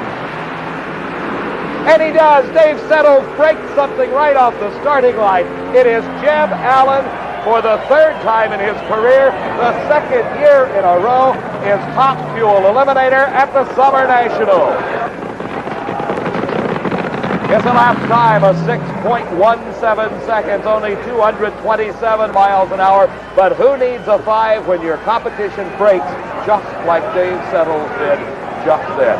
Appeared to be some driveline component. A very happy Jeb Allen. You may have had 98 in the tank, 98% nitro, but you didn't really need it. Something happening to Davey Settles. No, well, you know, when it's your day, it's your day. We've run the race all weekend. We've made the car run good. We've picked our racer we had to race with. We went up against him with what we were doing, just played it safe, you know. And you get a break when you win a race, and that was our break right there. You must come to Englishtown with a tremendous amount of confidence, as well as you've done here. Well, we came here just last week, the best we could get the car. Well, matter of fact, in 7 months, the car hasn't run 5 seconds until this very weekend. And I try to keep that ball rolling all year, and it's awful tough. It's enthusiasm. It's a sport. We need more competition, or not more competition. We need to be more competitive. I don't know. We need to keep it following it all year long. You know. A pumped up Jeb Allen, Davis. He wins the top fuel title, and he looks back to those years. This was the first race he ever won in an NHRA competition when he was just 18. Jeb Allen, our champion. An excited Jeb Allen receiving the plaudits of his crew, a hug from his lovely wife, as the Allen family, about $10,000 more in their pocket as the winners of this Summer Nationals. An overflow crowd is jammed into Indianapolis Raceway Park as this 25th annual U.S. Nationals unfolds in all the spectacular grandeur that is championship drag racing. In the second round of top fuel racing today, it was Larry Dixon in the near lane against Big Daddy Don Garlits. But before this, Big Daddy Don Garlits went back in history and brought back the Swamp Rat 1, the carbureted, nitro-burning Chrysler engine dragster with 37 Chevrolet frame rails making up the construction of this car, over 20 years old, restored in 2 years' time by Garlits, now on the starting line. The flagman starter, Bob Beezer, a Canadian Indian, originally one of the starting line crew at the early U.S. Nationals, and Garlits smokes the tires off the starting line, doesn't lift a bit, comes into the center of his lane and drives the car through at 165 miles an hour to the cheers and the jubilation of the assembled crowd. But in the second round of racing, it was Garlits on the starting line in front of 2,000 horsepower against Larry Dixon. The car going into violent shake. He moved toward the center of the lane, and Dixon won it.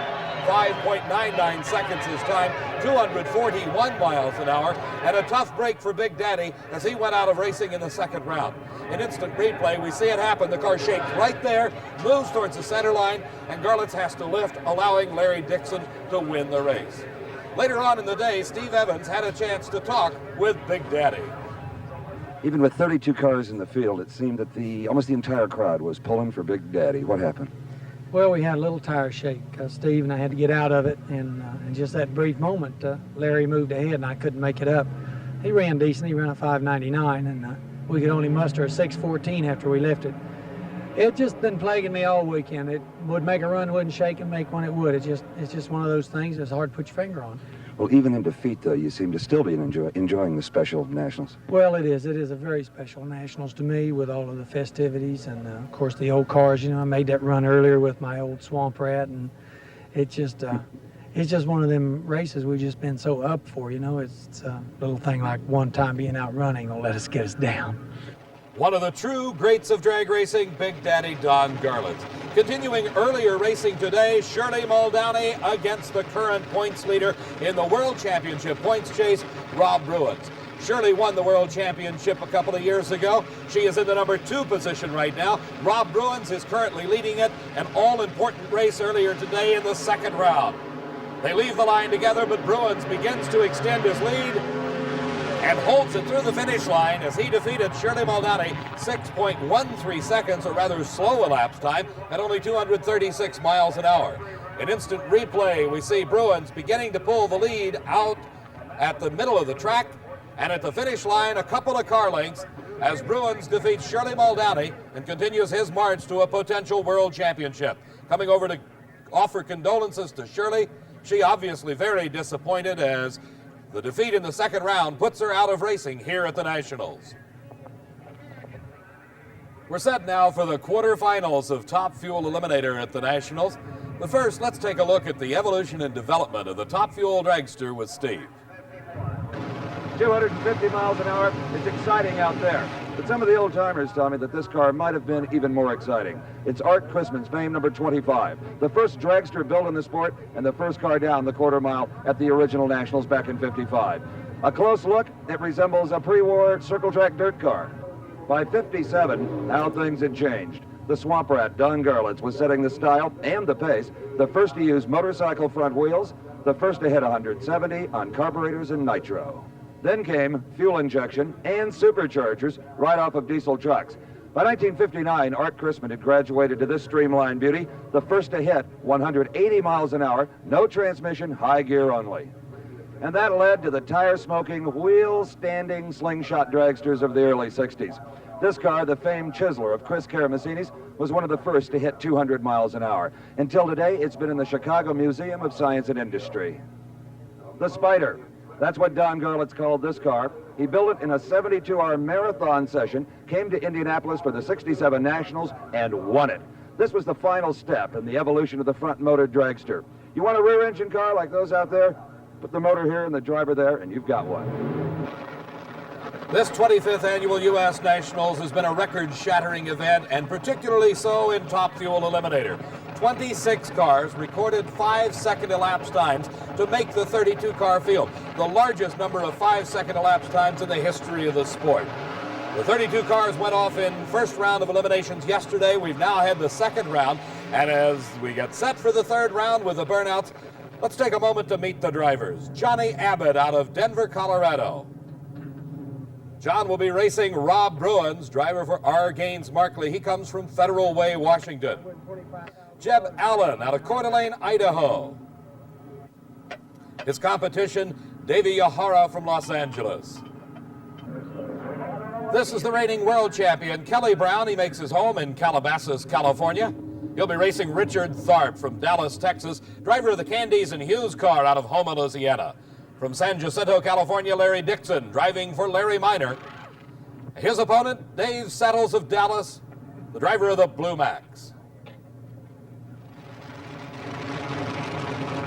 The first pair of cars in round number 3, Johnny Abbott from Denver, Colorado, against the man that's currently leading the World Championship points chase in Top Fuel Eliminator, and every round he wins, he extends his lead a little bit further. Rob Bruins driving for Gaines Markley. The burnout's completed. Bruins putting down his face mask as they approach the staging beams.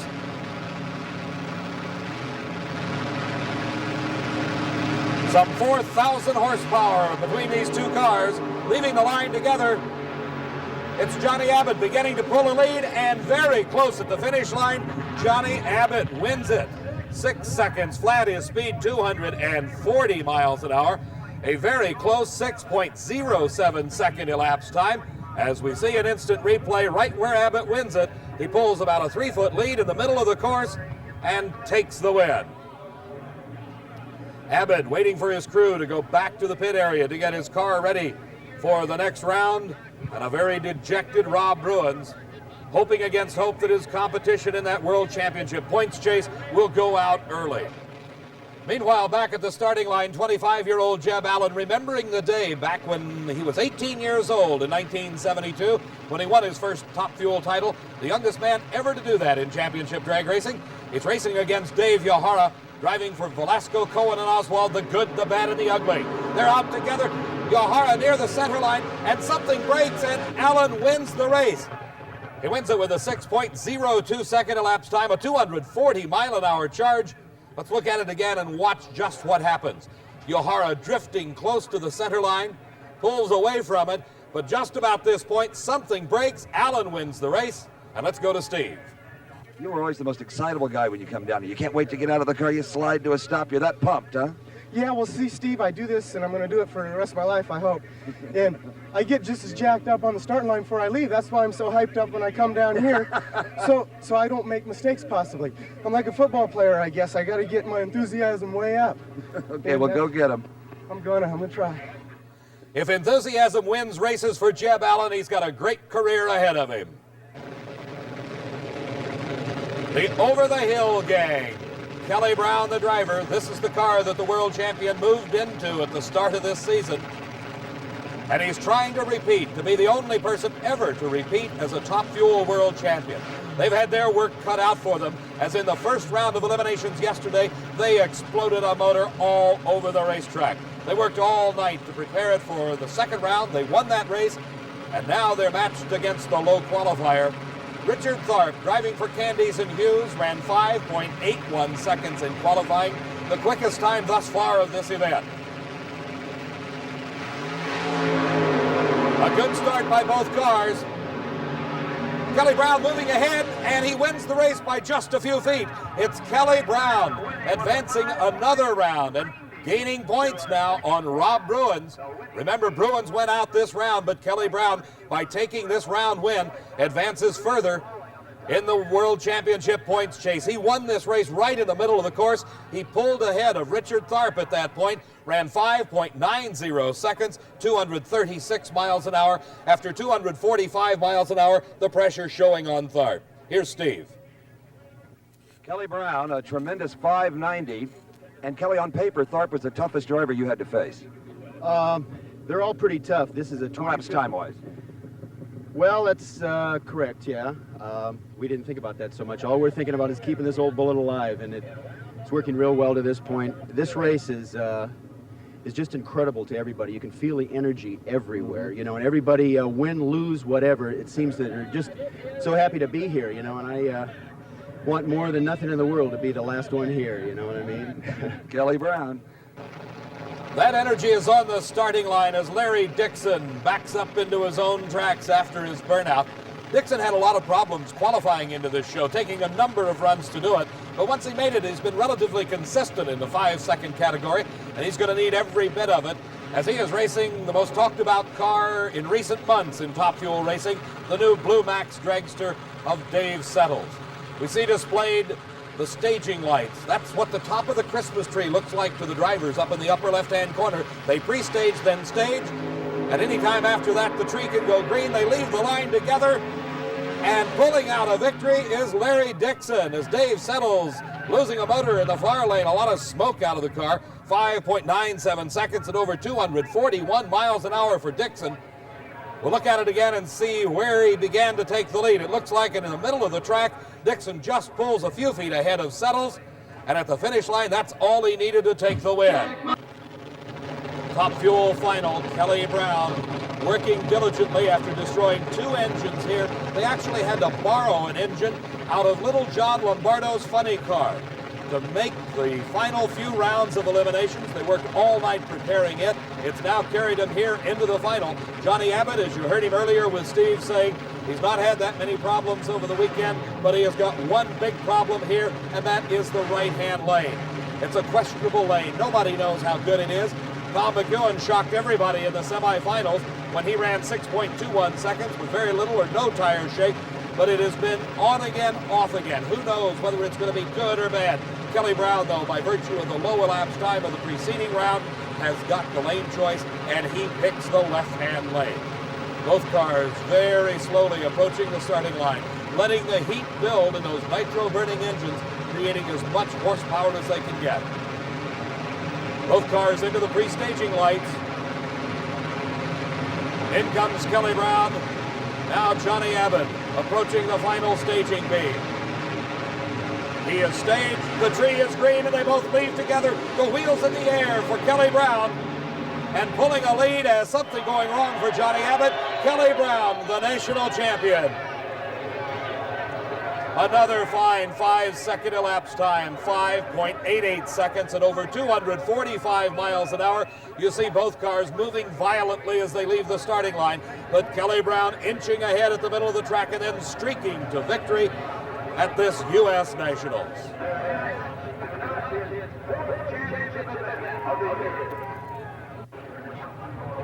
Kelly Brown leaves the starting line, wheels in the air, en route to his first U.S. Nationals title. It's a dream come true, isn't it? Congratulations. Dream come true, and it, I'll tell you, it's, as they said, it's the greatest drag race of all time, and I couldn't be happier with our team and everyone involved, from Valvoline to Goodyear to down to everybody, and it was just an excellent, excellent weekend for us with all the problems we had, and this is the greatest drag race in my entire life. It's sometimes sweeter when you work that hard for him, huh? Bill Schultz horsepower did that. Bill Schultz horsepower, as did most of our races this year, and a tremendous crew behind him from Gary Reed on down. Every one of those guys is absolutely the best, and I love them all, I'll tell you. Well, congratulations, Steve. That's 4 national wins this year. 4 this year, 4 last year, and we're sneaking up on Garlits. He's got 23 years on us. Kelly Brown, who could be the first man to ever repeat as Top Fuel World Champion. Motor Speedway, as one of the largest crowds ever to witness a drag race, has jammed the grandstands of this massive facility. The World Finals, of course, the end of the World Championship Series, carrying points toward that championship, but also carries with it an event title.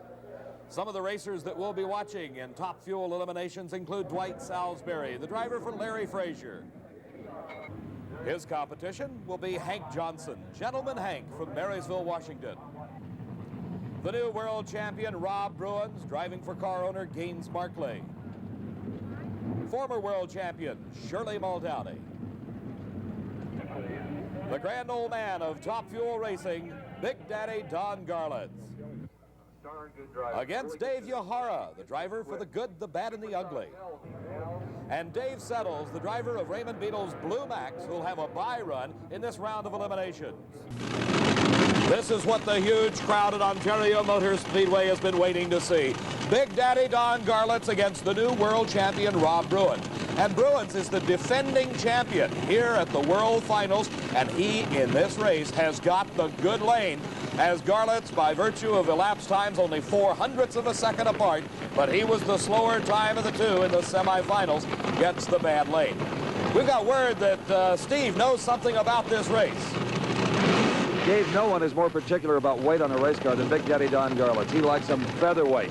Yet his crew confided in me in the staging lanes that Big Daddy has added a significant amount of weight to the rear end of this car, trying to get it to hook up in that right-hand lane. He is crafty. Let's see what happens. We'll know in just a couple of moments, Steve, as both cars have completed their burnouts. They're creeping into the staging beams. Will the weight make the difference for Big Daddy? The light's green, and it's Rob Bruins out first, but Bruins is out of control. He backs out of it, and here comes Garlits. And Don Garlits, Big Daddy, proves it again. He wins it to the jubilation of this crowd. They are going crazy. Here you see Bruins just out of control. Heads right towards Don Garlits. Has to lift out of it. And then slowly but surely, here comes the swamp rat from Florida, Big Daddy Don Garlits. Dave Big Daddy, a happy Big Daddy. Bails out of his race car, but still opens the water petcock. Force of habit, I guess. Big's going to check the motor over. Even though he has already won the Top Fuel title here at this Winston World Finals. He's going to get his helmet off here, and we're going to try to talk to him. I know he's smiling. I can't even see him yet. Oh, boy. You did it. The right lane, just like you said you would. Well, I smoked the tires, and he had me. And I'll be darned if he didn't go out of control and nearly cross the center line, and that's all I needed, and it just gathered him right up. You know, going into this event, I've never seen so many of the supposed experts pick one guy. Everybody says they're not going to beat Big Daddy on this racetrack. He's just too crafty. It was a racetrack that needed a lot of experience, no question about it. And I got one thing to say about it. There's a lot of people complaining about the track wasn't prepared properly, but no clutches were thrown out at this race. And if this is what it takes to have us have a safe race, I'm all for it. Here's Rob Bruins. Robbie? Congratulations, Rob. Again for winning the world championship. You know, you had me, and the thing got out of shape. Yeah. And you lifted. You got it. It almost crossed. I had to. I know. I had to. And that's just all the little break I need. They've been calling this a driver's race, and the guy that's been driving these things forever We got won the it. world champion here, and I'm proud of him. He's a worthy one, isn't he? Nice young man, and we're going to love to have him as our champion this year. Thanks very much. Representative of the sport. Dave, what can I say? A great conclusion to a fantastic event. Thank you.